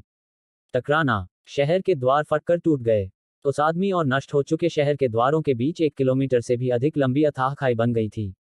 अध्याय 1046 व्हाइट डिया अकादमी से एक प्रतिभाशाली व्यक्ति। उसने एक ही हमले में एक संत को मार डाला। यू वुशुंग की पुतलियां सिकुड़ गईं, जबकि उसकी आंखों में सदमा भर गया। वह कौन था? इस समय पूरे शहर में सभी साधक शोरगुल से घबरा गए और उन्होंने शहर की दीवारों पर रोशनी डाली। वे सभी तब चकित रह गए जब उन्होंने सेंट रियल्म कठपुतली को शहर की दीवारों पर कीलों से जड़ा हुआ देखा। यह एक संत था। यांग ये ने पहले भी एक संत को मारा था, लेकिन उसने ऐसा एक भयंकर युद्ध के बाद ही किया था। लेकिन अब उस आदमी ने एक संत को पल भर में मार डाला था। इसके अलावा वह केवल एक उच्च रैंक वाला अर्ध संत था। कौन है ये? उस आदमी ने पूरे चेहरे पर क्रूरता के भाव के साथ शहर की ओर देखा। तुम खुद को दिखाने से इनकार करते हो। ठीक है, तो मैं तुम्हारी पूरी अकादमी और पूरे शहर को अपनी छोटी बहन की मौत के साथ ले जाऊंगा। जैसे ही उसने बोलना समाप्त किया, उसने अपने दाहिने हाथ से इशारा किया और शहर की दीवार पर लगा भाला तुरंत प्रकाश की किरण में बदल गया जो उसकी मुट्ठी में आ गया। उसके बाद उसका आकार शहर की ओर बढ़ गया। हालांकि वह अचानक रुक गया जब वह उस प्रवेश द्वार से प्रवेश करने वाला था जिसे उसने इसलिए खोला था क्योंकि लू वान र उसके रास्ते में खड़ी थी। लू वानर ने एक शब्द भी नहीं बोला और उसने तेजी से अपनी तलवार उस पर घुमा दी। उसकी तलवार की नोक से तलवार की ऊर्जा की एक किरण निकली और तुरंत उस आदमी के सामने आ पहुंची। भाड़ में जाओ। वह क्रोध से दहाड़ा और तलवार की ऊर्जा के विरुद्ध अपना भाला घुमाया और वह तुरंत नष्ट हो गया। यह देखकर लू वान की पुतलियां सिकुड़ गईं। इसी बीच वह आदमी अचानक उसके सामने आ गया और उसने उस पर भाला चला दिया। टकराना। उसके चारों ओर का स्थान तुरंत ही फट गया। लू वान र की अभिव्यक्ति में भारी बदलाव आया। उसने इस तरह के हमले से पहले लापरवाही से काम करने की हिम्मत नहीं की और उसके अंदर मौजूद अर्धशून्य रैंक तलवार की मंशा उसकी तलवार में उभर आई, इससे पहले कि वह उसे दोनों हाथों में लेकर ऊपर की ओर उछालती। झनकार। एक कान फाड़ देने वाली ध्वनि गूंजी। टकराना। लू वान र के पैरों के नीचे की जमीन तुरंत ही बारूद में बदल गई और उसके हाथ में मौजूद तलवार भी तुरंत ही दरारों में भर गई। कुछ पल के लिए सन्नाटा छा गया, फिर अचानक उस आदमी ने अपना भाला नीचे दबा दिया। टकराना। लू वान र की तलवार टूट गई और यह देखकर उसकी पुतलियां और भी सिकुड़ गईं।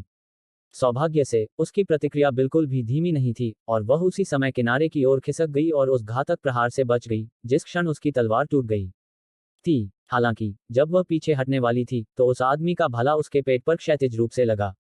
टकराना। उसके होठों के बीच से खून की एक फुहार निकली और फिर लू वानर का शरीर आगे की ओर मुड़ गया और पीछे की ओर उड़ गया। स्विश। प्रकाश की एक किरण चमकी और बिजली की तरह लू वान र की उड़ती हुई आकृति की ओर बढ़ी। यह बहुत तेज थी और एक पल में उसके पास पहुंच गई। वान र यू वुशुंग और अन्य लोग क्रोध से अभिभूत थे। वे उसकी मदद करना चाहते थे, लेकिन प्रकाश की वह किरण बहुत तेज थी और वे समय पर उसके पास नहीं पहुंच पाए। अचानक आसमान में तलवार की आवाज गूंजी और फिर लू वान र की ओर बढ़ रही रोशनी की किरण अचानक बिखर गई। उसी समय यांग ये लू वान र के पीछे दिखाई दिया और उसने अपनी दाहिनी हथेली उसकी पीठ पर रख दी, जिससे उसका आकार तुरंत रुक गया। यांग ये का चेहरा उदास हो गया जब उसने उसका पीला चेहरा और उसके मुंह के कोने पर खून देखा। लू वान एर ने यांग ये का हाथ पकड़ लिया और गंभीरता से बोली, वह बहुत मजबूत है। उसे मेरे पास छोड़ दो। यांग ये ने धीरे से अपने मुंह के कोने पर लगे खून को पोंछा और कहा, भविष्य में ऐसी चीजें मेरे पास छोड़ देना ही बेहतर है। मैं तुम्हें नीचा नहीं समझ रही हूँ। ऐसा इसलिए है क्योंकि तुमने अभी अभी अपना डेंटियन ठीक करवाया है और यह उतना स्थिर नहीं है। इसलिए तुम्हें स्वस्थ होना चाहिए और इसकी आदत डालनी चाहिए। लू वान र ने हल्के से सिर हिलाया, सावधान। जैसे ही उसने बोलना समाप्त किया, उसका स्वरूप चमक उठा और शहर की दीवारों पर प्रकट हो गया। यांग ये ने काले लबादे वाले आदमी को देखने के लिए मुड़कर देखा और उसके हाथ में हरक्यूलिस तलवार दिखाई दी। उसने अपनी सांस बिल्कुल भी बर्बाद नहीं की और बस अपना दाहिना पैर जमीन पर पटका और फिर हरक्यूलिस तलवार को दोनों हाथों में लेकर उस आदमी पर घुमाया। उसे उस आदमी की पृष्ठभूमि के बारे में कुछ भी नहीं पता था, न ही उसे पता था कि वह आदमी उसे क्यों ढूंढ रहा था। उसे बस इतना पता था कि काले लबादे वाले उस आदमी ने लू वान आ को लगभग मार ही डाला था। इसके अलावा उन्होंने हमेशा महसूस किया था कि बात करने से पहले हमला करना हमेशा सबसे अच्छा तरीका होता है। यांग यी को हमला करते देख काले वस्त्र पहने उस आदमी के मुंह के कोनों पर एक क्रूर भाव उभर आया और उसने तेजी से अपना भाला आगे की ओर फेंका। उसके चारों ओर 3 किलोमीटर का क्षेत्र तुरंत ही उसके बल से फट गया। टकराना। भाला और तलवार आपस में टकरा गए। एक पल में ऐसा लगा जैसे ज्वालामुखी फट गया हो और उनके आसपास का स्थान टक्कर के बल को सहन नहीं कर पाया और तुरंत ढह गया। यहाँ बना ब्लैक होल उन्हें निगलने वाला था, लेकिन दुनिया के नियमों को उनके आसपास के स्थान को उसकी मूल स्थिति में वापस लाने में ज्यादा समय नहीं लगा। लेकिन अगले ही पल उनके हथियार एक बार फिर टकराए। टकराना। अंतरिक्ष एक बार फिर ध्वस्त हो गया। शहर की दीवारों पर खड़े दर्शक इस दृश्य को देखकर चकित रह गए। वे जानते थे कि यांग ये ताकतवर है, लेकिन उन्हें आश्चर्य हुआ कि वह काली पोशाक वाला आदमी कौन था। आखिरकार वह यांग ये से लड़ने में सक्षम था। इस समय वे सभी काले वस्त्र पहने उस व्यक्ति की पहचान जानने के लिए उत्सुक थे। लू वान एर ने यांग ये को काले वस्त्र पहने आदमी के साथ भयंकर युद्ध करते हुए देखा, जबकि वह धीमी आवाज में बोली, वुशुंग, क्या तुमने उसकी पहचान का पता लगा लिया है? यू वुशुंग ने कुछ देर तक गहराई से सोचा और फिर जवाब दिया, अगर मैं गलत नहीं हूं तो वह व्हाइट डी अकादमी से होना चाहिए। लू वान हैरान थी, क्यों? यू वुशुंग ने जवाब दिया, याद है कि उस आदमी कायांग जून ने क्या कहा था जब यांग ये ने जिंगचेन नामक उस महिला को मार डाला था? उसने कहा था कि जिंगचेन का एक बड़ा भाई है जो एक बहुत ही प्रतिभाशाली व्यक्ति है और व्हाइट डी अकादमी की युवा पीढ़ी में 15वें स्थान पर है। पहले उस आदमी ने अपनी छोटी बहन के साथ अकादमी और शहर को दफनाने की बात कही थी। इसलिए अगर मैं गलत नहीं हूं तो उसे उसका बड़ा भाई होना चाहिए। व्हाइट डी अकादमी। लू वान एर और यू वुशुंग दोनों के चेहरे पर अत्यंत गंभीर भाव थे। काले वस्त्र पहने हुए उस व्यक्ति को व्हाइट डी अकादमी में केवल 15वें स्थान पर रखा गया था, लेकिन उसकी ताकत पहले से ही बहुत भयानक थी। इसलिए यह स्पष्ट था कि उसे उच्च रैंक वाले राक्षसी प्रतिभाशाली लोग कितने भयानक होंगे। जब उन्होंने सोचा कि यांग ये महासागर के बादलों की अकादमी के छात्रों को उन राक्षसी प्रतिभाशाली लोगों के साथ प्रतिस्पर्धा करने के लिए कैसे ले जाएगा, तो उनके दोनों दिल बहुत भारी हो गए। टकराना। इस बीच अचानक नीचे से एक बहुत बड़ा विस्फोट हुआ और दोनों ने जल्दी से उस ओर देखा। इस समय यांग यी और काले लबादे वाला आदमी अलग हो गए थे और उनके नीचे की जमीन एक बहुत बड़े गड्ढे में गिर गई थी। यांग ये ने गहरी सांस ली और उसकी आंखें लड़ने के इरादे से भर गईं। हाल ही में उसकी कुल ताकत बहुत बढ़ गई थी और उसे अभी लड़ने की जरूरत थी। यही कारण था कि उसने अपनी तलवार सेवकों को मदद के लिए नहीं बुलाया था। बेशक एक और कारण था, वह उन तलवार सेवकों पर निर्भर नहीं रहना चाहता था। लाओ इसे। जैसे ही उसने कहा, हरक्यूलियन तलवार आगे बढ़ गई। क्योंकि यांग ये को अपने दिल की इच्छा के अनुसार लड़ने की जरूरत थी, वह हरक्यूलियन तलवार और अपनी शुद्ध शारीरिक शक्ति का उपयोग कर रहा था। अगर यह अतीत में होता तो सिर्फ उसकी शारीरिक शक्ति काले वस्त्र पहने आदमी के शून्य रैंक भाले के इरादे का विरोध करने में पूरी तरह से असमर्थ होती। फिर भी अब उसकी शारीरिक शक्ति बहुत बढ़ गई थी और अपनी ताकत पर असाधारण नियंत्रण के साथ वह पूरी तरह से अपनी शारीरिक शक्ति पर भरोसा करते हुए काले वस्त्र पहने आदमी के शून्य रैंक भाले के इरादे को दबाने में सक्षम था। Bang bang bang. उनके बीच भीषण युद्ध से लगातार विस्फोटों की आवाजें आ रही थीं। शुरुआत में वह व्यक्ति यांग ये से बराबरी की लड़ाई लड़ने के लिए अपने शून्य रैंक भाले के इरादे पर भरोसा करने में सक्षम था, लेकिन उसे धीरे धीरे एक वंचित स्थिति में आने में ज्यादा समय नहीं लगा। क्योंकि जैसे जैसे लड़ाई आगे बढ़ी यांग ये मजबूत होता गया और ऐसा लग रहा था कि उसके पास अटूट ताकत है। इसके अलावा युद्ध में यांग ये की शैली काफी पागलपन भरी थी। उसने अपने बचाव को पूरी तरह से नजरअंदाज कर दिया और एक वार करने के लिए खुद को भी चोट लगने दी। काले वस्त्र पहने हुए व्यक्ति ने स्वाभाविक रूप से अपनी जान जोखिम में डालने की हिम्मत नहीं की। आखिरकार उसके पास यांग ये की तरह भयानक शारीरिक सुरक्षा नहीं थी। यही कारण था कि यांग ये ने धीरे धीरे युद्ध में बढ़त हासिल कर ली। कुछ ही देर में उस आदमी का हाथ टूटने लगा और उसमें से लगातार खून बहने लगा। उसे चोटें लगनी शुरू हो गई थी, लेकिन उसकी आंखों में हत्या का इरादा और भी गहरा होता जा रहा था। उसकी आंखें पूरी तरह से लाल हो गई थीं और वह एक जंगली जानवर की तरह लग रहा था जो पागल हो गया था। टकराना। तलवार और भाला एक बार फिर टकराए और फिर अलग हो गए। यांग ये अभी आगे बढ़ने ही वाला था कि उस आदमी के भीतर से एक भयानक आभा निकली। उसके हाथ में भाला ऐसा लग रहा था मानो उसमें जान आ गई हो और वह हिंसक रूप से हिल रहा था और लगातार चीख रहा था। वह पूरी ताकत से हमला करने जा रहा है। ठीक है, यह मेरे लिए अपने हेवन रेन का परीक्षण करने के लिए उपयुक्त है। यांग ये की आंखें थोड़ी सिकुड़ गईं। उसने अपनी हथेली को पलटा और प्राचीन म्यान उसकी मुट्ठी में आ गया। उसी समय उसके सामने एक इरादे वाली तलवार दिखाई दी। उसने इरादे वाली तलवार को म्यान में रख लिया, जबकि शून्य श्रेणी की तलवार का इरादा उसके भीतर से बाहर निकल आया, और एक तलवार की चीख उठी और आकाश में गूंज उठी। यांग ये, मर जाओ ताकि मेरी छोटी बहन को शांति मिले। काले लबादे वाला आदमी गुस्से से चिल्लाया और उसने अपना भाला यांग ये पर तेजी से फेंका। उग्र ड्रैगन टकराना। जैसे ही भाला उसकी मुट्ठी से छूटा, वह तुरंत टूट गया, लेकिन उसके टुकड़ों को शीघ्र ही स्वर्णिम प्रकाश की किरणों में परिवर्तित होने में देर नहीं लगी, जो एक विशाल स्वर्णिम ड्रैगन के रूप में परिवर्तित हो गईं। सुनहरे ड्रैगन ने उग्रता से दहाड़ते हुए अपना शरीर यांग ये की दिशा में पटक दिया। Bang bang bang. जहां जहां से यह गुजरा, इसके रास्ते में जगह इंच इंच करके सिकुड़ती गई। स्लैश। यांग ये की आवाज गूंजी, और फिर प्रकाश की एक किरण चमक उठी। यह 70 ओवरलैप्ड हेवन रेंज था। प्रकाश की किरण चमकी और व्यवहारिक रूप से कोई भी इसे देख नहीं पाया। लेकिन उन्होंने देखा कि विशाल सुनहरा ड्रैगन जो यांग यी से लगभग 10 मीटर पहले आया था, अचानक चलना बंद कर दिया था, और फिर उन्होंने देखा कि यह तुरंत दो भागों में विभाजित हो गया। शहर की दीवारों पर खड़े असंख्य लोग उत्साह से भर गए और जब उन्होंने यह दृश्य देखा तो खुशी से झूम उठे। जहां तक यू बुशुंग और लू वान एर का सवाल है, उन्होंने राहत की बड़ी सांस ली। इस बीच काले वस्त्र पहने हुए आदमी का चेहरा पीला पड़ गया और उसकी आंखों में अविश्वास भर गया। उसे पूरा भरोसा था कि एक संत भी जिसने संत क्षेत्र को प्राप्त करने के लिए किसी बाहरी ताकत पर भरोसा नहीं किया था, उस हमले से नष्ट हो गया होगा जो शून्य रैंक भाला इरादे से बढ़ाया गया एक मध्यम श्रेणी का दिव्य रैंक भाला तकनीक था। हालांकि यांग ये की तलवार के एक ही झटके से इस तरह के हमले को नष्ट कर दिया गया था। जब उसका सदमा गुजर गया तो उसकी आंखों में दृढ़ संकल्प और क्रूरता की झलक उभर आई। टकराना। अचानक उसके भीतर से एक शक्तिशाली आभा फूट पड़ी और फिर उसमें से एक हल्की ज्वाला सी चमक उठी। उसने अपनी आत्मा को प्रज्वलित कर दिया था। अध्याय 1047। तो कृपया चुप रहो। आत्मा प्रज्वलन। यांग ये की आंखें थोड़ी सिकुड़ गईं। उसने उम्मीद नहीं की थी कि वह आदमी वास्तव में उसकी आत्मा को प्रज्वलित करेगा। आत्मा प्रज्वलन उपयोगकर्ता की शक्ति में जबरदस्त वृद्धि प्रदान कर सकता है, लेकिन इसकी कीमत मृत्यु थी। वास्तव में उसकी मुझसे क्या दुश्मनी है कि वह अपनी आत्मा को प्रज्वलित करने में संकोच नहीं करता। यांग ये ने लापरवाही से काम करने की हिम्मत नहीं की। उसने अपना दाहिना हाथ आगे बढ़ाया और एक इरादे वाली तलवार उसके हाथ में आ गई, फिर उसने उसे म्यान में रख लिया। अचानक यांग ये की अभिव्यक्ति बदल गई और उसने आसमान की ओर देखा। दूर दूर तक सफेद रोशनी की एक किरण दिखाई दी, लेकिन काले लबादे वाले आदमी के सामने पहुंचने में उसे ज्यादा समय नहीं लगा। प्रकाश बिखर गया और एक सफेद कपड़े पहने आदमी उनके सामने प्रकट हुआ। सफेद कपड़े पहने हुए आदमी ने काले कपड़े पहने हुए आदमी के पास जाकर उसके कंधे पर हल्के से थपथपाया। सफेद कपड़े पहने हुए आदमी के हाथ से सफेद ऊर्जा की एक किरण निकली और काले कपड़े पहने हुए आदमी में प्रवेश कर गई। काले कपड़े पहने हुए आदमी के शरीर पर लगी लपटें धीरे धीरे गायब होने में ज्यादा समय नहीं लगा। हालांकि काले कपड़े पहने हुए आदमी ने जमीन पर गिरकर दम तोड़ दिया। उसका चेहरा भयानक रूप से पीला पड़ गया था और वह सांस लेने के लिए तड़प रहा था और ऐसा लग रहा था कि वह बहुत बीमार है।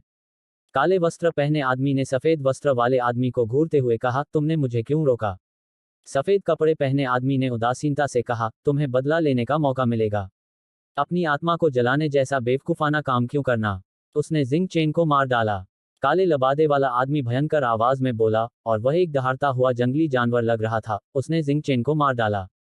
मुझे पता है। सफेद कपड़े पहने आदमी ने थोड़ा सिर हिलाया। हालांकि अगर आप अपनी आत्मा को जलाने के बाद भी उसे मारने में असमर्थ हैं तो क्या होगा? काले वस्त्र पहने व्यक्ति चुपचाप सफेद वस्त्र पहने व्यक्ति को घूर रहा था। सफेद कपड़े पहने आदमी ने कहा, यदि आप अपनी छोटी बहन का बदला लेना चाहते हैं तो आपको जीवित रहना होगा। जैसे ही उसने बोलना समाप्त किया, सफेद कपड़े पहने आदमी ने यांग ये की ओर देखा, जैसा कि उस व्यक्ति से उम्मीद की जाती है जो मेरी वाइट डी अकादमी को चुनौती देने की हिम्मत करता है।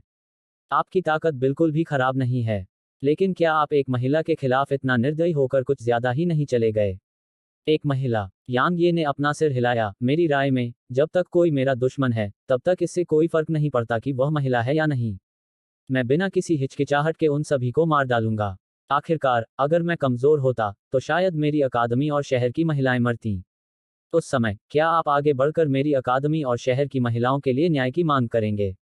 नहीं, आप ऐसा नहीं करेंगे। इसलिए, कृपया अपना मुंह बंद रखें। अगर आप लड़ना चाहते हैं, तो हमला करें। नहीं तो, बस भाग जाएं। सफेद कपड़े पहने आदमी ने यांग यी को बहुत देर तक देखा और कहा, ऐसा लगता है कि इतने लंबे समय तक यहाँ रहने से तुम में इतना आत्मविश्वास आ गया है कि तुम मानने लगी हो कि तुम बेजोड़ हो। ओह! अचानक, यांग ये ने अपनी तलवार खींची और तलवार की ऊर्जा की एक लड़ी सफेद कपड़े वाले आदमी के सामने आ गई। सफेद कपड़े पहने आदमी की पुतलियां थोड़ी सिकुड़ गईं क्योंकि उसे उम्मीद नहीं थी कि यांग ये इस तरह से हमला करेगा।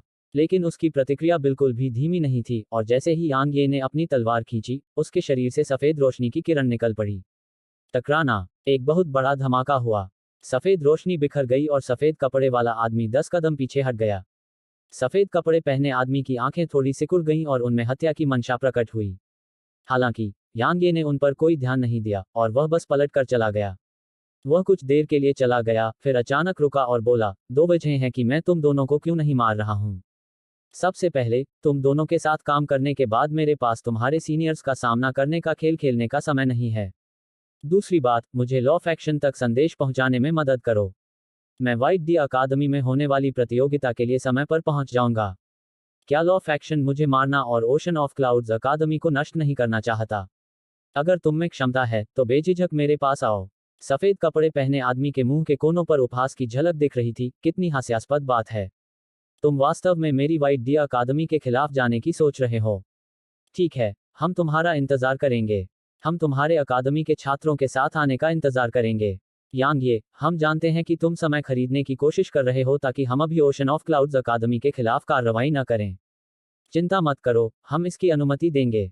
एक बार जब तुम सेंट्रल डिवाइन प्रीफेक्चर पहुंच जाओगे, तो तुम्हें एहसास होगा कि तुमने अभी जो कहा वह कितना हास्यास्पद है। जैसे ही उसने बोलना समाप्त किया, उसने काले वस्त्र पहने व्यक्ति को पकड़ लिया और आकाश में गायब हो गया।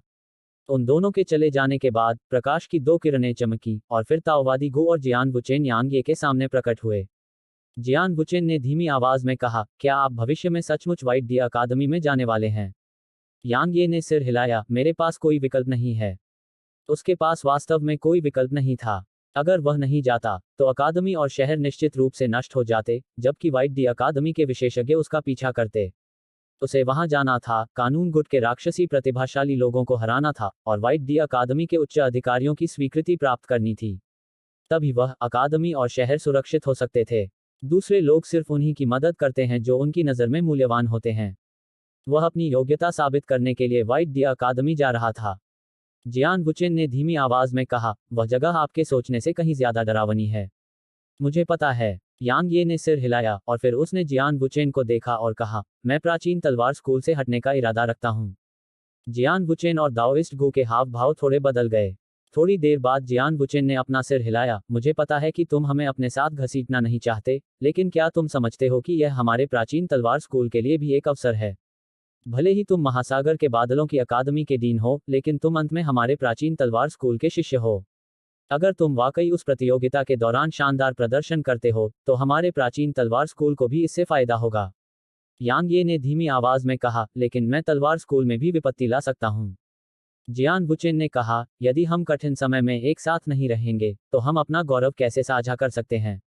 इस बीच दाओवादी गो ने सिर हिलाया, बच्चे, तुम्हें यह समझना होगा कि हमारे प्राचीन तलवार स्कूल ने हाल के वर्षों में केवल 2 प्रतिभाओं को जन्म दिया है, लू वानर और तुम। भले ही वानर तलवार दाव में एक असाधारण प्रतिभा है, लेकिन वह शायद केंद्रीय दिव्य प्रांत में केवल साधारण होगी। केवल तुम ही केंद्रीय दिव्य प्रांत की उन राक्षसी प्रतिभाओं से लड़ने में सक्षम हो। इसलिए अगर हमारा प्राचीन तलवार स्कूल पाइन प्रांत से आगे जाने का इरादा रखता है, तो उसे तुम पर निर्भर रहना होगा। यांग ये ने जोर से हंसते हुए कहा, अचानक मुझे बहुत दबाव महसूस हो रहा है। सीनियर, मुझे इस दबाव से राहत दिलाने के लिए और अधिक दिव्य रैंक के खजाने दीजिए। जियान वुचेन ने सपाट लहजे में कहा, अब जब तुमने यह बात कह ही दी है, बच्चे, क्या अब समय नहीं आ गया है कि तुम उन दिव्य रैंक के खजानों को लौटा दो? यांग ये का चेहरा सख्त हो गया, लेकिन उसे सामान्य होने में ज्यादा समय नहीं लगा। वह अचानक बहुत गंभीर स्वर में बोला, वरिष्ठ, मुझे यकीन है कि आपको एहसास हो गया होगा कि मेरे सभी दुश्मन अब संत हैं। उन खजानों के बिना मैं किसी भी समय मारा जा सकता हूँ। वे खजाने हैं जो मुझे जीवित रखते हैं, इसलिए उन्हें वापस लेना मेरी जान मांगने के बराबर है। दाओवादी गो और जियान वुचेन ने जब उनकी बात सुनी तो उनके चेहरे पर मुस्कान आ गई, और फिर जियान वुचेन ने अपने चेहरे पर असहाय भाव के साथ अपना सिर हिलाया। उस दिन जब हमने आपको वे खजाने उधार दिए थे, तो मुझे लगा था कि हम उन्हें वापस नहीं पा सकेंगे। ऐसा मत करो जैसे तुम्हारे साथ अन्याय हुआ है। हमने सर्वसम्मति से उन खजानों को तुम्हें देने का फैसला किया है। वह यांग ये अपने दिल में बहुत खुश था, लेकिन उसने परेशान भाव दिखाया, कैसे? मैं यह कैसे स्वीकार कर सकता हूँ? हम सहमत हुए थे कि वे केवल मुझे उधार दिए जा रहे थे, फिर भी आप उन्हें मुझे देने की बात कर रहे हैं। मैं वास्तव में इसे स्वीकार नहीं कर सकता। जियान बुचेन ने कहा, यदि आप नहीं दे सकते, तो बेझिझक इसे हमें वापस दे दीजिए। यांग ये ने तुरंत अपना सिर हिलाया, मैं आपके अच्छे इरादों को कैसे मना कर सकता हूँ। चिंता मत करो, सीनियर्स। मैं निश्चित रूप से उनकी अच्छी देखभाल करूंगा। जियान बुचेन के मुंह के कोने फड़क उठे, और उसने अपना सिर हिलाया, तुम वास्तव में बेशर्म हो। यांग ये का चेहरा काला पड़ गया, लेकिन उसने इस पर कोई शोर नहीं मचाया क्योंकि उन्होंने उसे दिव्य रैंक के खजाने दिए थे। इस बीच यांग ये को कुछ सूझा और उसने दाओवादी गु को एक स्थानिक अंगूठी दिखाई, मुझे ये वेल्किन वुल्फ डेमन किंग के खजाने से मिले हैं। ये सभी सेंट रैंक के अयस्क हैं। मुझे उम्मीद है कि तुम इनसे तलवारें बना सकोगे। दाओवादी गु की दिव्य भावना स्थानिक अंगूठी के माध्यम से बह गई, और जब उसने स्थानिक अंगूठी के भीतर संत रैंक अयस्कों की मात्रा देखी तो उसका हाथ कांप उठा। थोड़ी देर बीतने से पहले उसने घुटन महसूस की और कहा, अगर मुझे पता होता कि वेल्किन वुल्फ डेमन किंग इतना अमीर है, तो मैं उसे बहुत पहले ही लूट लेता। यांग यी के पास कहने को शब्द नहीं थे। दाओवादी गु ने गहरी सांस ली, बच्चे, तुम सही व्यक्ति के पास आए हो। केवल मैं ही उन्हें पूरे पाइन प्रांत में गढ़ने में सक्षम हूँ। बच्चे, तुम बस इंतजार करो। मैं तुम्हारे लिए एक अद्वितीय तलवार संरचना बनाऊंगा। हा हा हा। जैसे ही उसने बोलना समाप्त किया, दाओवादी गु वास्तव में प्रकाश की किरण में बदल गया जो आकाश में गायब हो गया। अगर उसे फोजिंग का जुनून न होता तो मैं निश्चित रूप से हमारे तलवार स्कूल का नंबर 1 विशेषज्ञ होता। जियान बुचेन ने अपना सिर हिलाया, ठीक है, चूंकि तुम ठीक हो, तो मेरे लिए भी लौटने का समय आ गया है। अगर तुम्हें किसी चीज की जरूरत है, तो पीछे मत हटना क्योंकि प्राचीन तलवार स्कूल हमेशा तुम्हारे पीछे खड़ा रहेगा। जियान बुचेन एक प्रकाश की किरण में परिवर्तित हो गया जो उसके बोलने के बाद क्षितिज में लुप्त हो गया। यांग यी का दिल गर्म हो गया जब उसने उस दिशा को देखा जिस ओर वे जा रहे थे। चाहे जो भी हो, प्राचीन तलवार स्कूल ने हमेशा उसे अपने में से एक माना था। यांग ये काफी देर तक चुप रहा और फिर उसने उत्तर की ओर देखा। स्काई डिवाइन हॉल, लुकियानक्सियो, मेरे पास अभी आधा महीना बाकी है। बहुत समय बीतने के बाद यांग ये ने एक ताबीज निकाला और उसे कुचल दिया। किंग और हॉन्ग को उसके सामने आने में ज्यादा समय नहीं लगा। हॉन्ग ने ठंडे स्वर में कहा, आपने हमें क्यों बुलाया? यांग ये ने पूछा, क्या पायथन कबीले ने हाल ही में कोई कार्रवाई की है? किंग ने अपना सिर हल्के से हिलाया, जब से आपने वेल्किन वुल्फ कबीले को वेल्किन वुल्फ पर्वत श्रृंखला से बाहर निकाला है, तब से पाइथन कबीले के भीतर मतभेद हो गए हैं। कई बुजुर्गों ने प्रस्ताव दिया कि कबीले को ओशन ऑफ क्लाउड्स अकादमी के साथ अपने रिश्ते सुधारने की पहल करनी चाहिए, लेकिन उनके प्रस्तावों को वर्तमान कुलपति ने अस्वीकार कर दिया। यांग ये ने कहा, क्योंकि वह स्काई डिवाइन हॉल की सुरक्षा और समर्थन प्राप्त करना चाहता है ना? किंग ने सिर हिलाया, लगता है स्काई डिवाइन हॉल ने उससे कुछ वादा किया है। यांग ये ने सिर हिलाया, चलो चलें। किंग हैरान था, कहाँ? यांग ये ने उत्तर दिया, पायथन कबीले के लिए। किंग को सुखद आश्चर्य हुआ, आप हमें पायथन कबीले पर नियंत्रण पुनः प्राप्त करने में मदद करना चाहते हैं? यांग ये ने सिर हिलाया, लेकिन पाइथन कबीले ने स्टील एप कबीले के साथ गठबंधन बना लिया है। वे सब कुछ एक साथ सामना करने के लिए सहमत हो गए हैं। क्या यह बहुत बढ़िया है। मैं उनसे तुरंत निपट लूंगा। अध्याय 1048, हिम्मत है तो मुझे आजमाओ। यांग ये को स्काई डिवाइन हॉल की यात्रा करने से पहले इन दो कुलों से निपटना था। अन्यथा वह वहां जाते समय कैसे सहज हो सकता था? इससे पहले उसने उनसे निपटा नहीं था क्योंकि बादलों के महासागर अकादमी ने हाल ही में एक युद्ध का सामना किया था और उसे फिर से स्वस्थ होने की आवश्यकता थी। लेकिन अब यह वैसा नहीं था। यांग ये के पास 10 संत क्षेत्र तलवार सेवक थे, इसलिए उसे अकादमी और शहर की सेनाओं का उपयोग करने की आवश्यकता नहीं थी। यांग यी को वहां पहुंचने में ज्यादा समय नहीं लगा, जहां किंग और हॉन के मार्गदर्शन में पायथन कबीले का निवास था, डार्क फॉरेस्ट पर्वत श्रृंखला।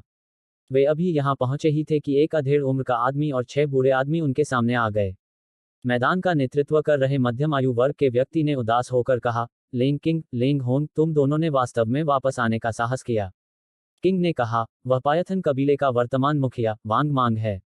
वांग मांग और अन्य लोगों ने जब क्विंग की आवाज सुनी तो तुरंत यांग ये की ओर देखा, और वांग मांग की अभिव्यक्ति तुरंत बदल गई। आप महासागर के बादलों के शहर से यांग ये हैं? वांग मांग के पास खड़े अन्य बूढ़ों के चेहरे पर भाव तब बदल गए जब उन्होंने उसकी बात सुनी, और वे आश्चर्य से यांग ये को देखने लगे। यांग ये का नाम पाइन प्रांत में लुकियान शियाओ के बराबर माना जा सकता है।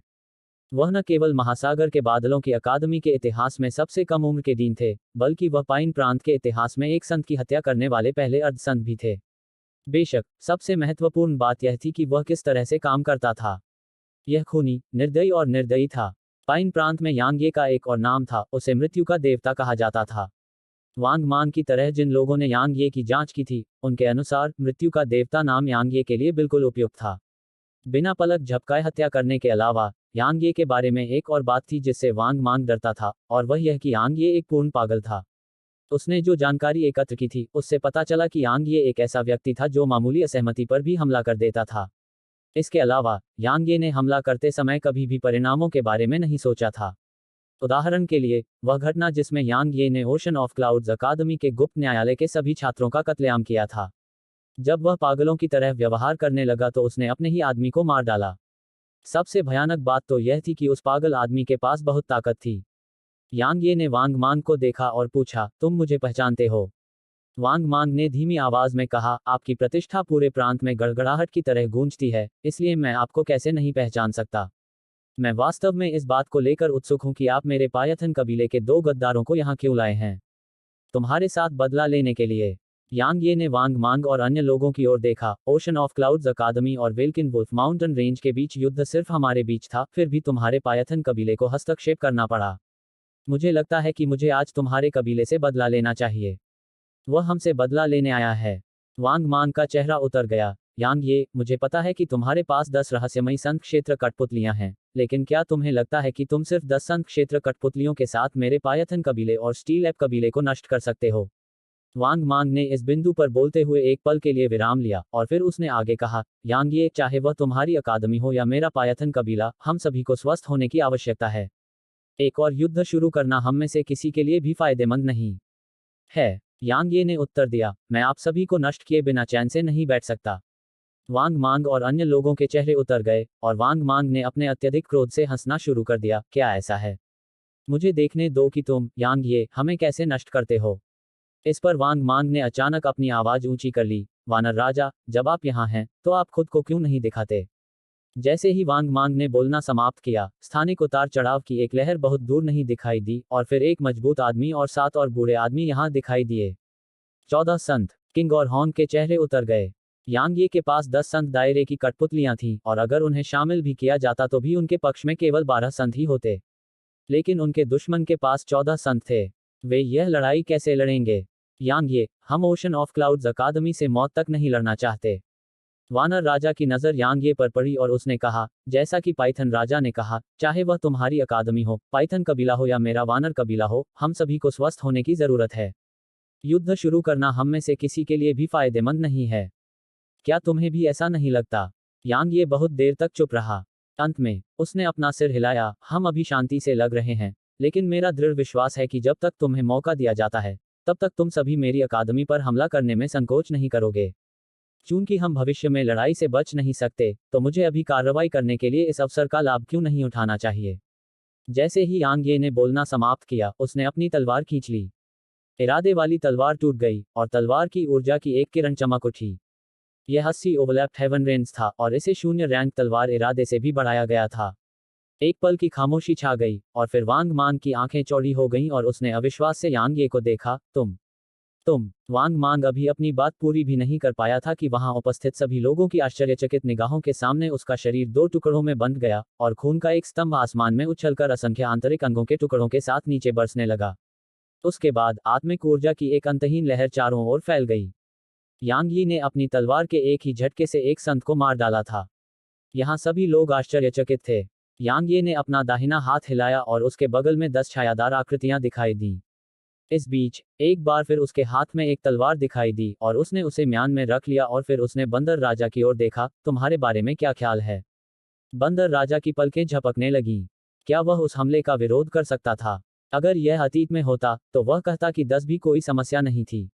लेकिन अब ऐसा नहीं था कि वह उस हमले का विरोध नहीं कर सकता था, बल्कि वह जानता था कि अगर वह सफल भी हो गया तो भी वह निश्चित रूप से इससे बुरी तरह घायल हो जाएगा।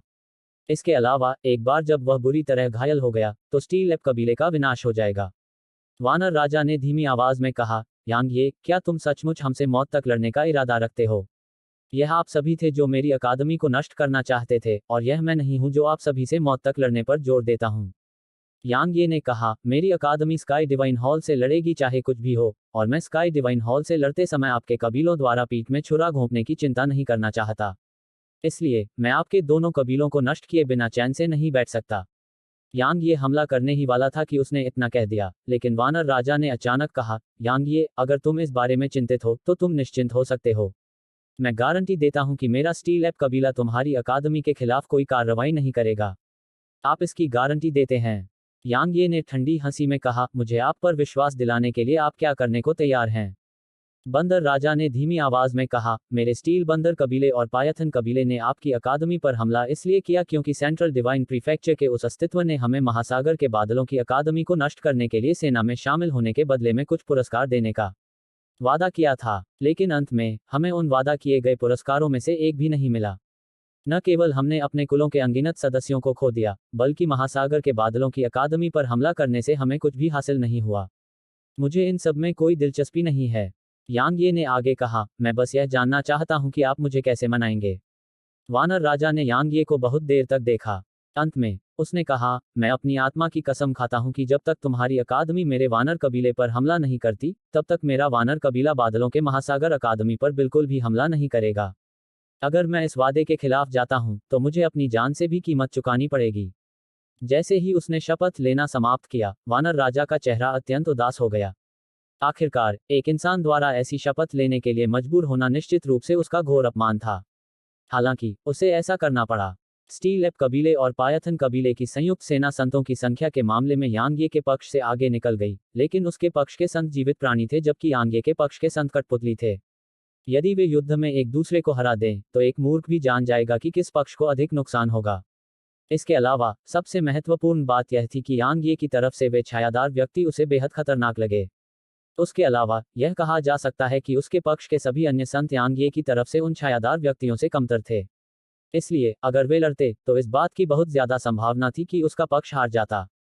यांग ये ने जिस तरह से काम किया, उसके आधार पर अगर वे युद्ध हार गए, तो उनके स्टील एप कबीले का निश्चित रूप से वध कर दिया जाएगा। इसलिए, उसके पास यांग यी के साथ शांति स्थापित करने के अलावा कोई विकल्प नहीं था। क्या यह दुखद था? बेशक था, लेकिन उसके पास कोई और विकल्प नहीं था। यांग ये ने बहुत देर तक वानर राजा को देखा और फिर उसने कहा, याद रखो तुमने आज यहाँ क्या कहा था। अगर मुझे पता चला कि तुम्हारा वानर कबीला भविष्य में मेरी अकादमी के प्रति कोई बुरी नीयत रखता है, तो तुम्हारा वानर कबीला प्रांत से गायब हो जाएगा। वानर राजा, मैं चाहता हूं कि तुम समझो कि मैं तुम्हें धमकी दे रहा हूं, और तुम्हें यह समझना होगा कि भले ही अकादमी और शहर नष्ट हो जाएं, लेकिन तुम्हारा कबीला शांति से रहने का सपना देख सकता है जब तक मैं, यांग ये, अभी भी जीवित हूं। इसलिए, यदि तुम भविष्य में मेरी अकादमी के प्रति बुरी नीयत रखने का इरादा रखते हो, तो मेरे बारे में थोड़ा और सोचो। यदि यह संभव था, तो वह स्वाभाविक रूप से स्टील एप कबीले को नष्ट करना चाहता था ताकि भविष्य की सभी परेशानियों को समाप्त किया जा सके। लेकिन अगर वह अब हमला करता और उन्हें एक कोने में धकेल देता, तो वे निश्चित रूप से अपनी आत्माओं को प्रज्वलित करते और उससे मौत तक लड़ते। भले ही वह तब जीत सकता था, लेकिन वह निश्चित रूप से उन संत दायरे तलवार सेवकों की एक बड़ी मात्रा को खो देगा। उसे स्काई डिवाइन हॉल से निपटने के लिए उनकी आवश्यकता थी, इसलिए उन्हें यहां बर्बाद करना वास्तव में उचित नहीं था। उसने वानर राजा और अन्य संतों को रोकने के लिए एक ही हमले में वांग मान को मार डाला था। स्थिति के तथ्यों ने साबित कर दिया कि वह सफल रहा था। वानर राजा ने यांग ये को बहुत देर तक देखा और फिर उसने कहा, तुमने जो कहा था, मैं उसे याद रखूंगा। जैसे ही उसने बोलना समाप्त किया, वह पलटा और वानर वंश के अन्य विशेषज्ञों के साथ गायब हो गया। अजगर कबीले के बचे हुए संतों के चेहरे बेहद भद्दे थे जब उन्होंने देखा कि बंदर राजा अपनी सेना को लेकर जा रहा है। चूंकि बंदर कबीले का हस्तक्षेप करने का इरादा नहीं था, तो उनका अजगर कबीला यांग ये का मुकाबला कैसे कर सकता था। हालांकि, उन्हें आत्मसमर्पण करवाना असंभव था, क्योंकि वे बहुत स्पष्ट रूप से जानते थे कि एक बार जब राक्षस जानवरों का एक समूह मनुष्यों के सामने आत्मसमर्पण कर देता है, तो इसका मतलब है कि वे पीढ़ियों तक गुलाम बने रहेंगे। मृत्यु अनंत गुलामी से बेहतर थी। एक बार जब बंदर राजा चले गए, यांग ये ने अजगर कबीले के बचे हुए संतों को देखा और कहा, मैं आप सभी को एक कोने में धकेलना नहीं चाहता। आज से, किंग आपके अजगर कबीले का नया कुलपति होगा। मुझे लगता है कि आप सभी को कोई आपत्ति नहीं है ना? तुम उसका उपयोग मेरे पायथन कबीले पर नियंत्रण करने के लिए करना चाहते हो। पायथन कबीले के एक संत ने धीमी आवाज में कहा, सपने देखो। ओह, तलवार की ऊर्जा की एक किरण चमकी और फिर उस संत की आंखें अचानक चौड़ी हो गईं, इससे पहले कि उसका शरीर वांग मान की तरह अलग हो गया। बूढ़े व्यक्ति के शरीर से आत्मिक ऊर्जा की असंख्य धाराएं रिसने लगी, और आत्मिक ऊर्जा को उनके चारों ओर धुंध बनाने में अधिक समय नहीं लगा। इस बीच, पायथन कबीले के शेष संत हैरान और क्रोधित थे, और वे हमला करने वाले थे। हिम्मत हो तो मुझे आजमा कर देखो। यांग ये की भयानक आवाज गूंजी। अध्याय 1049 स्वर्ग की कब्र। शेष बचे पांचों संतों के चेहरे अत्यंत बदसूरत थे, लेकिन फिर भी उनमें से एक भी ऐसा नहीं था जो हमला करने का साहस कर सके। आक्रमण करना, हमला करना मौत के बराबर होगा। आखिरकार यांग यी के पक्ष के पास अब उन पर पूरी ताकत थी।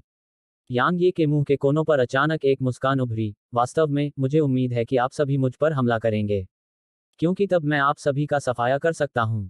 सच कहूं तो मैं वास्तव में भविष्य की सभी परेशानियों को खत्म करना चाहता हूं, लेकिन इसमें मदद नहीं की जा सकती। किंग ने मुझसे कहा कि मुझे बस पायथन कबीले के कुलपति को मारना है, क्योंकि वांग मांग ने कुलपति का पद ले लिया जो उसका होना चाहिए था। इसके अलावा आप सभी ने उन सभी वर्षों में उन्हें जीवित रहने देने में भूमिका निभाई थी। जब वह इतना बोल गया तो यांग ये ने उन पर नजर डाली और कहा, समझे, मैं तुम सबको इसलिए नहीं मार रहा हूं क्योंकि मैं किंग का एहसानमंद हूं। अब मैं उसका एहसान चुका रहा हूं। सच कहूं तो अगर वे नहीं होते तो मैं अब तक तुम्हारे पायथन कबीले का सफाया कर चुका होता। यांग ये ने जो कहा वह आंशिक रूप से सच था, लेकिन आंशिक रूप से झूठ। सच तो यह था कि अगर किंग और होंग न होते तो वह वास्तव में पायथन कबीले का सफाया कर देता। क्योंकि पायथन कबीला ओशन ऑफ क्लाउड्स अकादमी के बहुत करीब था, इसलिए उसके लिए अकादमी पर अचानक हमला करना बहुत आसान था। वह नहीं चाहता था कि अकादमी का कोई ऐसा पड़ोसी हो जो उसके प्रति शत्रुतापूर्ण हो। जहां तक झूठ की बात है तो उसने किंग को मारने से इसलिए मना नहीं किया क्योंकि वह उसका कर्जदार था। इसके विपरीत वह चाहता था कि किंग उसका कर्जदार हो जाए। यदि उसने उन सभी पांच को मार दिया तो पायथन कबीले की ताकत में निश्चित रूप से भारी गिरावट आएगी, और यदि उसके पास केवल 2 संत बचे तो यह निश्चित रूप से द्वितीय श्रेणी की शक्ति तक कम हो जाएगा। उन्हें पूरा विश्वास था कि यह ऐसी चीज नहीं थी जिसे किंग और हॉन्ग देखना चाहते थे। निश्चित रूप से किंग ने अपनी आंखों में कृतज्ञता की एक झलक के साथ यांग ये को देखा। हांग ने भी ऐसा ही किया। पायथन कबीला उनका घर था, इसलिए वे स्वाभाविक रूप से इसे दूसरी दर की शक्ति में कम होते नहीं देखना चाहते थे। हालांकि वे बहुत अच्छी तरह से जानते थे कि उनके पास अभी यांग ये के साथ बातचीत करने की कोई गुंजाइश नहीं थी। अगर यांग ये पाइथन कबीले को नष्ट करना चाहता था तो वे केवल देख सकते थे। सौभाग्य से उसने ऐसा नहीं किया और पाइथन कबीले के अन्य संतों को जीतने में उनकी मदद भी कर रहा था। जब उन्हें पता चला कि किंग और हॉन्ग ही कारण थे कि यांग ये उन्हें और पायथन कबीले को कुचल नहीं पा रहा था, तो किंग और हॉन्ग के प्रति उनकी निगाहें बहुत नर्म हो गईं। शुरुआत में उन्होंने सोचा था कि किंग और हॉन्ग उसे अपने कबीले से बदला लेने के लिए यहाँ लाए हैं, लेकिन जाहिर है ऐसा नहीं था। किंग और हॉन्ग बस अपना हक वापस पाना चाहते थे। यहाँ उपस्थित सभी संतों को इस बात पर विचार करने पर राहत महसूस हुई। कुछ देर की खामोशी के बाद एक बूढ़े ने कहा, किंग, हमने इतने साल पहले वांग मांग का समर्थन किया था क्योंकि पाइथन कबीले का मुखिया एक संत होना चाहिए, लेकिन उस समय आप केवल एक उच्च पद के अर्ध संत थे। ईमानदारी से कहूं तो दूसरों की तो बात ही छोड़िए, हम भी संतुष्ट नहीं होंगे अगर एक उच्च पद के अर्ध संत कबीले में मुखिया का पद संभालें। मैं अतीत के बारे में और नहीं बोलूंगा। वैसे भी वांग मांग मर चुका है और आप संत क्षेत्र में पहुंच चुके हैं, इसलिए आप हमारे पाइथन कबीले में मुखिया का पद संभालने के हकदार हैं। वृद्ध व्यक्ति के पास बैठे अन्य संतों ने सहमति में सिर हिलाया और दर्शाया कि उन्हें कोई आपत्ति नहीं है। किंग ने हल्के से सिर हिलाया और फिर उसने यांग ये को देखा। इस क्षण से मेरा पायथन कबीला महासागर के बादलों की अकादमी के साथ संबद्ध हो जाएगा। हम भविष्य में एक साथ जिएंगे और मरेंगे। यांग ये ने हल्के से सिर हिलाया। मैं ओशन ऑफ क्लाउड्स अकादमी की ओर से गठबंधन से सहमत हूं। यांग यी और किंग की बात सुनकर दूसरे संतों ने एक दूसरे को देखा और उनकी आंखों में बेबसी की झलक थी। अकादमी के साथ गठबंधन करने से लाभ थे, और यह था कि दक्षिण में राक्षस जानवरों का नंबर 1 कबीला भालू कबीला भी पायथन कबीले पर हमला करने की हिम्मत नहीं करेगा, जबकि उसे महासागर ऑफ क्लाउड्स अकादमी जैसी प्लेटिनम रैंक पावर का समर्थन प्राप्त था। हालांकि इसके नुकसान भी थे, और यह था कि महासागर ऑफ क्लाउड्स अकादमी अभी स्काई डिवाइन हॉल के साथ दुश्मन थी। स्काई डिवाइन हॉल पाइन प्रांत में नंबर 1 शक्ति थी। यदि भविष्य में ocean of clouds academy sky divine hall के साथ युद्ध में उतरती है तो इसका मतलब यह होगा कि उनके पायथन कबीले को भी युद्ध में शामिल होना पड़ेगा। अगर उन्हें विकल्प दिया जाता तो वे निश्चित रूप से किसी भी पक्ष का समर्थन न करने का विकल्प चुनते, लेकिन स्पष्ट रूप से उन्हें अभी चुनने का कोई अधिकार नहीं था। मेरे साथ आओ। यांग ये ने किंग और हॉन्ग की ओर देखा और फिर वह आकाश में गायब हो गया। ... कुछ हजार किलोमीटर दूर यांग ये रुक गया और उसने किंग और हॉन्ग की ओर प्रकाश की 5 किरणें फेंकी। प्रकाश बिखरने से 5 सुनहरे फल प्रकट हुए। यांग ये ने कहा, ये एडेमेंटियम फल हैं। और एडमांटियम फल। किंग ने अचानक यांग ये को बीच में रोका और अनायास ही चिल्लाया, तुमने कहा था कि वे एडमांटियम फल हैं। यांग ये ने सिर हिलाया, आप उनके बारे में जानते हैं? किंग ने गहरी सांस ली और कहा, बेशक मैं करता हूं। एडेमेंटियम फल हम राक्षस जाति के लिए दिव्य खजाने हैं। क्योंकि यह हमारे शरीर को काफी मजबूत कर सकता है और इसके कोई दुष्प्रभाव नहीं है। हमारे प्रांत में तो यह निश्चित रूप से दुर्लभ है, यहाँ तक कि केंद्रीय दिव्य प्रांत में भी। यांग ये ने कहा, यह वास्तव में एक खजाना है। उन 5 में से 2 आप दोनों के लिए हैं। भले ही आप दोनों संत हैं, अगर मैं ईमानदारी से कहूं तो आपके शरीर अभी भी बहुत कमजोर हैं और मेरी तुलना में भी नहीं हैं। इन एडेमेंटियम फलों का सेवन करने के बाद आप दोनों की ताकत निश्चित रूप से काफी बढ़ जाएगी। उस समय आप अपने कबीले के उन 5 बूढ़े साथियों को रोक पाएंगे। किंग ने धीमी आवाज में कहा, यह बहुत कीमती है। हालांकि हांग ने तुरंत एडमेंटियम फल ले लिए और कहा, उसके पास निश्चित रूप से बहुत बड़ी मात्रा है और इसीलिए उसने हमें ये दिए हैं। हम उसके दयालु इरादों को अस्वीकार नहीं कर सकते। बड़ी बहन। किंग ने हांग को घूर कर देखा और हांग ने अपने होंठ सिकोड़ लिए। यांग ये ने अपना सिर हिलाया, मेरे पास अभी भी इनमें से और भी हैं, इसलिए बस उन्हें रख लो। उनमें से 2 का उपयोग करो। बाकी के लिए मेरा सुझाव है कि तुम उनका उपयोग अपने कबीले के विशेषज्ञों को जीतने के लिए करो। किंग ने एक पल के लिए हिचकिचाहट के बाद सिर हिलाया, धन्यवाद। अगर भविष्य में आपको किसी चीज की जरूरत हो तो बेझिझक कहिए। यांग ये ने हंसते हुए कहा, मैं जाऊंगा। बेशक, अगर तुम्हें भी कोई समस्या आए तो पीछे मत हटना। मैं अब जा रहा हूं। अलविदा। जैसे ही उसने बोलना समाप्त किया, यांग ये पलटा और आकाश में गायब हो गया। हॉन्ग ने अचानक कहा, वास्तव में वह बहुत अच्छा आदमी है। किंग ने आश्चर्य से हांग की ओर देखा, क्या तुम सचमुच उससे नफरत नहीं करते थे? हॉन्ग ने ठंडे स्वर में कहा, यह उसकी गलती है कि वह ऐसा व्यवहार कर रहा है मानो वह पूरी दुनिया में बेजोड़ है। किंग ने हंसते हुए कहा, चलो चलें। हमारे कबीले में कई चीजें हैं जिनसे निपटना है। जैसे ही उसने बोलना समाप्त किया, वे दोनों वहीं गायब हो गए। Dot dot dot. बादलों का महासागर शहर। बादल महासागर मंडप। इस समय यांग ये के कमरे में केवल यांग ये और यू बुशुंग ही थे। यांग ये उसके पास गया और बोला, मैं अब से आधे महीने में स्काई डिवाइन हॉल जा रहा हूं। अगर मैं वापस नहीं आता तो अकादमी और शहर को तुरंत भंग करना याद रखना। सभी को चले जाने को कहो। जहां तक तुम्हारा सवाल है, वान र और बाकी लोगों का, तुरंत छिप जाओ। किसी भी हालत में तुम्हें प्राचीन तलवार स्कूल में वापस नहीं लौटना है, क्योंकि हो सकता है कि वह उस समय तुम सबकी रक्षा न कर पाए। यू बुशुंग भयभीत हो गया, क्या? आप क्या कहना चाह रहे हैं? यांग ये ने मुस्कुराते हुए कहा, चिंता मत करो। मैं बस सबसे बुरी स्थिति के लिए योजना बना रही हूँ। अगर मैं स्काई डिवाइन हॉल में गिरती हूँ तो स्काई डिवाइन हॉल निश्चित रूप से आप सभी को नहीं छोड़ेगा। भले ही स्काई डिवाइन हॉल आप सभी को छोड़ दे, लेकिन वाइट डी अकादमी नहीं छोड़ेगी। इसलिए आपके पास अकादमी और शहर को भंग करने के अलावा कोई विकल्प नहीं है। तभी आप सभी के पास बचने का मौका होगा। क्या तुम वहां नहीं जा सकती? यू बुशुंग ने यांग ये के हाथ पकड़ लिए और वह विनती करने लगी। यांग ये ने अपना सिर हिलाया, मुझे जाना ही होगा, क्योंकि अगर मैं नहीं भी जाऊंगा तो भी वे हमें जाने नहीं देंगे। स्काई डिवाइन हॉल और ओशन ऑफ क्लाउड्स एकेडमी के बीच दुश्मनी का अंत होना चाहिए, और लू कियांशियो और मेरे बीच की दुश्मनी का भी अंत होना चाहिए। यह अपरिहार्य है और मैं इससे बचना नहीं चाहता। उसने यू बुशुंग को यह सब इसलिए नहीं बताया क्योंकि उसे स्काई डिवाइन हॉल और लू कियांशियो का सामना करने की अपनी क्षमता पर भरोसा नहीं था। उसे बस यह लगा कि हर परिस्थिति में सबसे बुरी स्थिति के लिए तैयार रहना ही सबसे अच्छा है। यू बुशुंग ने अपना सिर हिलाया, नहीं, मैं अकादमी और शहर को भंग नहीं करूंगी।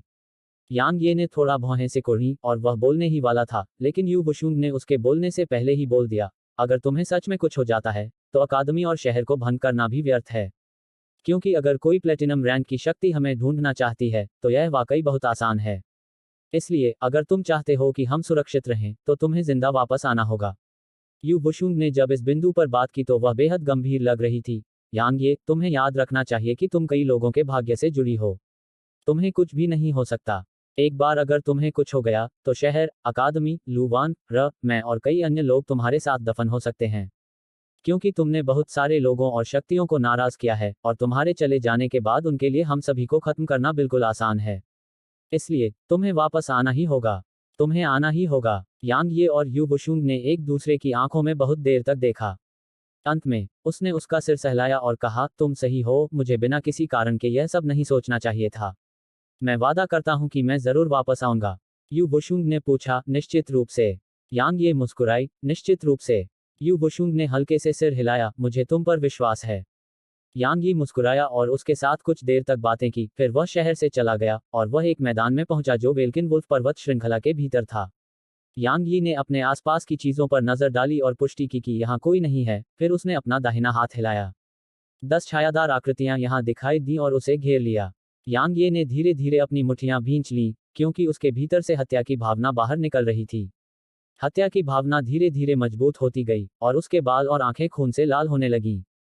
वह आकाश दिव्य हॉल की ओर जाने वाला था और उसे आशा थी कि तब तक वह स्वर्ग के समाधि पत्थर पर सचमुच नियंत्रण कर लेगा। अगर यह अतीत में होता तो वह निश्चित रूप से स्वर्ग के ग्रेवस्टोन को बुलाने की हिम्मत नहीं करता। फिर भी अब उसकी इच्छाशक्ति तारकीय ऊर्जा से प्रभावित थी और यह पहले से अनगिनत गुना अधिक मजबूत थी। अब उसे स्वर्ग के ग्रेवस्टोन के भ्रष्टाचार का विरोध करने की अपनी क्षमता पर भरोसा था। स्वर्ग का कब्र का पत्थर। जैसे ही उसने बोलना समाप्त किया, खून का एक खंभा आसमान में उछल पड़ा। अध्याय 1050 पागल और जाग। क्या स्वर्ग का कब्र का पत्थर मजबूत था? इसमें कोई संदेह नहीं था। स्वर्ग का ग्रेवस्टोन बिल्कुल मजबूत था। हालांकि अगर वह इसे नियंत्रित नहीं कर सकता था तो इससे कोई फर्क नहीं पड़ता था कि स्वर्ग का ग्रेवस्टोन कितना भी मजबूत क्यों न हो, क्योंकि एक बार जब वह इसका इस्तेमाल करता तो वह इस हद तक भ्रष्ट हो जाता कि वह हत्या की एक नासमझ मशीन बन जाता। अगर एक तलवार साधक और खासकर एक मजबूत साधक अपनी ही तलवार का गुलाम बन जाता तो यह बिल्कुल दयनीय बात होती। सीधे शब्दों में कहें तो अगर वह स्वर्ग के ग्रेवस्टोन को सही मायने में नियंत्रित नहीं कर सकता था तो यह स्क्रैप मेटल के टुकड़े से अलग नहीं था। इसके अलावा यह स्क्रैप मेटल का एक टुकड़ा होगा जो किसी भी समय उसके खिलाफ हो सकता है। इसलिए उसे स्वर्ग के कब्र पत्थर पर नियंत्रण करना पड़ा। जैसे ही यांग ये ने बोलना समाप्त किया, उसके भीतर का वध का हृदय थोड़ा कांप उठा, लेकिन उसे शांत होने और बिल्कुल भी न हिलने में ज्यादा समय नहीं लगा। यांग ये दंग रह गया। आखिरकार उसने अपने वध के इरादे का इस्तेमाल किया था, इसलिए उसे आश्चर्य हुआ कि स्वर्ग का कब्र का पत्थर खुद को क्यों नहीं दिखा रहा था। यांग ये ने एक पल के लिए गहराई से सोचा और फिर उसने अपने वध के इरादे को फिर से सक्रिय कर दिया। हालांकि अभी भी स्वर्ग की कब्र का कोई निशान नहीं था। स्वर्ग की कब्र, तुम क्या कर रहे हो? क्या तुम शुरू से ही यहाँ नहीं आना चाहते थे? मैं तुम्हें अब बाहर आने दे रहा हूँ, इसलिए जल्दी से अपने आप को दिखाओ, यांग ये ने कहा। बेशर्म इंसान। हेवेंस ग्रेवस्टोन की उग्र आवाज अचानक यांग ये के दिमाग में गूंज उठी। बेशर्म इंसान, तुम मुझे तभी बुलाते हो जब तुम्हारा सामना ऐसे विशेषज्ञों से होता है जिन्हें तुम हरा नहीं सकते, और तुम मुझे अपने लिए मरने पर मजबूर करने की कोशिश करते हो। मैं तुम्हारी चालों में नहीं फंसूंगा। यांग ये अवाक रह गया। यांग ये को अपने आश्चर्य से उबरने में काफी समय लगा। दरअसल उसका दिमाग काफी अव्यवस्थित था। उसने कभी नहीं सोचा था कि स्वर्ग का ग्रेवस्टोन वास्तव में खुद को दिखाने से इनकार कर देगा, और इसका कारण वास्तव में इतना बेतुका था। हालांकि यह समझ में आता था। जैसे ही स्वर्ग का ग्रेवस्टोन प्राचीन तलवार स्कूल के भीतर सील से बाहर निकला, उसे पहले छोटे भंवर द्वारा प्रताड़ित किया गया, फिर जब वह आखिरकार एक बार फिर से बाहर निकलने में सक्षम हुआ तो उसे उस रहस्यमयी महिला ने कुचल दिया। इसके अलावा दोनों मौकों पर स्वर्ग के ग्रेवस्टोन को काफी नुकसान उठाना पड़ा। अब स्वर्ग की समाधि संभवतः मानसिक रूप से क्षतिग्रस्त हो गई थी। यांग ये ने एक पल सोचा और फिर बोला, स्वर्ग की कब्र, मैं इस बार तुम्हें धोखा नहीं दे रहा हूँ, इसलिए जल्दी से अपना परिचय दो। मैं बिल्कुल अकेला हूँ। इस बार हम एक एक करके लड़ेंगे, एक पर एक। स्वर्ग की कब्र का पत्थर गुस्से से दहाड़ता हुआ बोला, क्या बकवास है? अगर तुम्हें किसी खतरे का सामना नहीं करना पड़ा है तो क्या तुम मुझे खुद को दिखाने दोगे? अगर मैं गलत नहीं हूं तो तुमने निश्चित रूप से फिर से किसी तरह के भयानक अस्तित्व का सामना किया है और तुम मुझे अपने लिए मरने के लिए धोखा देना चाहते हो। मैं तुम्हें बता दूं कि मैं इसके झांसे में नहीं आऊंगा। मैं यहीं रहूंगा। यह बाहर जाने से कहीं ज्यादा सुरक्षित है। यांग ये के मुंह के कोने फड़क उठे और उसने कहा, क्या तुम नहीं समझ सकते कि मेरे सामने कोई दुर्जय दुश्मन है? मेरी गांड को समझो। स्वर्ग का कब्र का पत्थर दहाड़ता हुआ बोला, तुम्हारे उस छोटे से भंवर ने मेरी इंद्रियों को अलग थलग कर दिया है। मैं कुछ भी नहीं देख सकता या कुछ भी महसूस नहीं कर सकता। संक्षेप में, मैं वहां नहीं जा रहा हूं, इसलिए तुम बस हार मान लो। यांग यी का चेहरा पूरी तरह से काला पड़ गया था। वह कुछ देर चुप रहा और फिर धीमी आवाज में बोला, स्वर्ग की कब्र, क्या यह जरूरी भी है? तुम वाकई एक औरत से डरते हो, यह सोचकर कि तुम्हारा नाम स्वर्ग की कब्र है। तुम वाकई उस नाम को शर्मसार कर रहे हो। तुम मूर्ख हो। क्या तुम जानते हो कि वह महिला कौन है? स्वर्ग की कब्र लगभग चीख रही थी। उस महिला की ताकत इस दुनिया की सीमाओं से कहीं ज्यादा है। उसे यहाँ भी नहीं होना चाहिए। उसे यहाँ नहीं होना चाहिए। यह तो बताने की जरूरत नहीं कि मैं सम्राट रैंक पर नहीं हूँ। अगर मैं सम्राट रैंक तक भी पहुंच जाऊं तो भी मैं शायद उसका मुकाबला नहीं कर पाऊंगा। तुम बेशर्म और नीच आदमी हो। तुमने मुझे उससे लड़वा कर वाकई नरक में डाल दिया। यांग ये की पुतलियां थोड़ी सिकुड़ गईं। वह जानता था कि वह बहुत मजबूत है, लेकिन वह नहीं जानता था कि वह इस हद तक मजबूत है। स्वर्ग की कब्र का पत्थर सुनने के बाद ही यांग ये को आखिरकार एहसास हुआ कि उसने वास्तव में उसकी ताकत को कम करके आंका था। क्या संत क्षेत्र से ऊपर के अस्तित्वों का इस दुनिया में होना असंभव नहीं था? यांग ये ने धीमी आवाज में कहा, उसकी ताकत संत क्षेत्र से कहीं ज्यादा है, तो वह यहाँ कैसे रह पाए? स्वर्ग के कब्र के पत्थर ने उत्तर दिया, जब तुम्हारी मुट्ठी एक हद तक मजबूत हो तो स्वर्ग को भी तुम्हें मुंहतोड़ जवाब देना पड़ता है। समझे? यांग ये ने आश्चर्य से कहा, आप कह रहे हैं कि स्वर्ग उसकी उपस्थिति के बारे में कुछ नहीं कर सकता, इसलिए वह भयानक है? स्वर्ग की कब्र ने गंभीरता से कहा, संत क्षेत्र से ऊपर के अस्तित्व पहले से ही इस दुनिया के स्वर्गदाव के लिए एक महत्वपूर्ण खतरा पैदा करने में सक्षम हैं। हालांकि वे अभी भी स्वर्गदाव के खिलाफ जाने की हिम्मत नहीं करते हैं, क्योंकि अगर वे इसे एक कोने में धकेल देते हैं तो संत क्षेत्र से ऊपर के अस्तित्व की बात तो दूर, संत क्षेत्र से ऊपर के 100 विशेषज्ञ भी कुछ नहीं बदल पाएंगे। इसलिए इस दुनिया के विशेषज्ञों को संत क्षेत्र से आगे निकलने के बाद छोड़ने के लिए मजबूर होना पड़ेगा। क्या होगा अगर वे मना कर दें? तब स्वर्गदाव उनसे लड़ेंगे, और अगर आपको लगता है कि आप अपने दम पर स्वर्गदाव का सामना कर सकते हैं तो आप जाने से इनकार कर सकते हैं। अब समझे, वह महिला एक ऐसा अस्तित्व होना चाहिए जो अपने दम पर स्वर्गदाव से लड़ सके। इसलिए वह संत क्षेत्र से ऊपर के उन अस्तित्वों से अनगिनत गुना अधिक शक्तिशाली है जिन्हें छोड़ने के लिए मजबूर किया गया था। स्वर्ग का कब्र का पत्थर एक पल के लिए रुका जब उसने यहाँ बात की, और फिर उसने आगे कहा, मैं वास्तव में बहुत उत्सुक हूँ। तुम उसके साथ दुश्मनी क्यों करने लगे? बेशक, मैं और भी अधिक उत्सुक हूं कि तुम अभी भी जीवित क्यों हो। यांग ये ने एक पल सोचा और फिर सपाट लहजे में बोला, वह मेरी है। क्या बकवास है? स्वर्ग की कब्र गुस्से से दहाड़ उठी, जरा अपने आप को तो देखो, तुम चींटी की तरह कमजोर हो, वह तुम्हें कैसे पसंद कर सकती है? यांग ये ने जवाब दिया, तो फिर मुझे बताओ कि उसने मुझे क्यों नहीं मारा? स्वर्ग के कब्र पत्थर ने उत्तर दिया, मुझे कैसे पता? क्या तुमने हम इंसानों के बीच एक कहावत नहीं सुनी है, प्रेमियों के बीच झगड़े अपरिहार्य हैं, फिर भी वे लंबे समय तक नहीं चलते।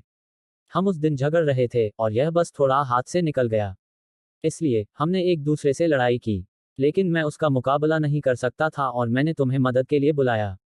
मैंने कभी नहीं सोचा था कि तुम पूरी तरह से कुचल जाओगे। यांग ये ने कहा, हालांकि अब हम एक दूसरे के साथ समझौता कर चुके हैं, इसलिए सावधान रहो या मैं उससे कहूंगा कि वह तुम्हें बाहर निकाले और तुम्हें कबाड़ में बदल दे। मुझे डराने की कोशिश भी मत करो।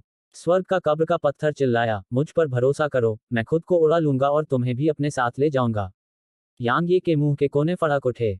स्वर्ग का कब्र का पत्थर अभी उसके दिल में गहराई से छिपा हुआ था और पूरी तरह से उसके दिल में समा गया था।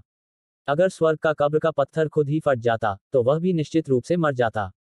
यांग ये कुछ देर चुप रहा और फिर गंभीरता से बोला, स्वर्ग की कब्र, तुम एक तलवार हो और मैं एक तलवार साधक हूं। अगर हम साथ मिलकर काम करें तो यह हम दोनों के लिए फायदेमंद है, लेकिन अगर हम एक दूसरे से लड़ेंगे तो हम दोनों ही खत्म हो जाएंगे, है ना? स्वर्ग की कब्र चुप रही। यांग ये ने आगे कहा, तुम तलवार हो और मैं तलवार साधक, इसलिए हमें साथ मिलकर काम करना चाहिए और एक दूसरे से लड़ना नहीं चाहिए। जरा सोचो, जब से हम एक दूसरे से मिले हैं तब से दुश्मन बनकर हमें क्या मिला है? हमने बस एक दूसरे को नुकसान पहुंचाया है। चलो आज ही इसे यहीं खत्म कर देते हैं। अगर तुम मेरे साथ मिलकर काम नहीं करना चाहते तो चले जाओ, मैं तुम्हें नहीं रोकूंगा। अगर तुम मुझ पर नियंत्रण करना चाहते हो तो तुम्हें परिणामों को अच्छी तरह से तौलना होगा। चाहे वह मेरी औरत हो या छोटी भंवर, दोनों के पास तुमसे निपटने के तरीके हैं। एक लंबे मौन के बाद स्वर्ग की समाधि ने गंभीरता से कहा, मानव, ऐसा नहीं है कि मैं तुम्हें नियंत्रित करना चाहता हूं, बल्कि इसलिए कि तुम बहुत कमजोर हो और मेरी शक्ति और मारने की इच्छा को सहन करने में पूरी तरह से असमर्थ हो। क्या यह ऐसा कुछ नहीं है जिस पर आप स्वयं नियंत्रण रखते हैं? यांग ये ने आगे कहा, क्या आप इसे मुझे भ्रष्ट न करने दें? तुम गलत हो। स्वर्ग का कब्र का पत्थर गंभीरता से बोला, मैं वध करने की इच्छा और बुरी ऊर्जा से बना हूं, इसलिए हम एक ही हैं। अगर तुम मुझ पर नियंत्रण करना चाहते हो तो तुम्हें मेरे अंदर मौजूद हत्या करने की इच्छा और बुरी ऊर्जा को सहने में सक्षम होना चाहिए। लेकिन तुम बहुत कमजोर हो और तुम इसे बिल्कुल भी सहन नहीं कर सकते। यांग ये ने पूछा, आप कह रहे हैं कि आपका मुझ पर नियंत्रण करने का कोई इरादा नहीं है? यह वास्तव में इसलिए है क्योंकि मैं आपको मारने की इच्छा को सहन नहीं कर सका और इसके बजाय इसने मुझे नियंत्रित कर लिया। आप इसे इस तरह से समझा सकते हैं।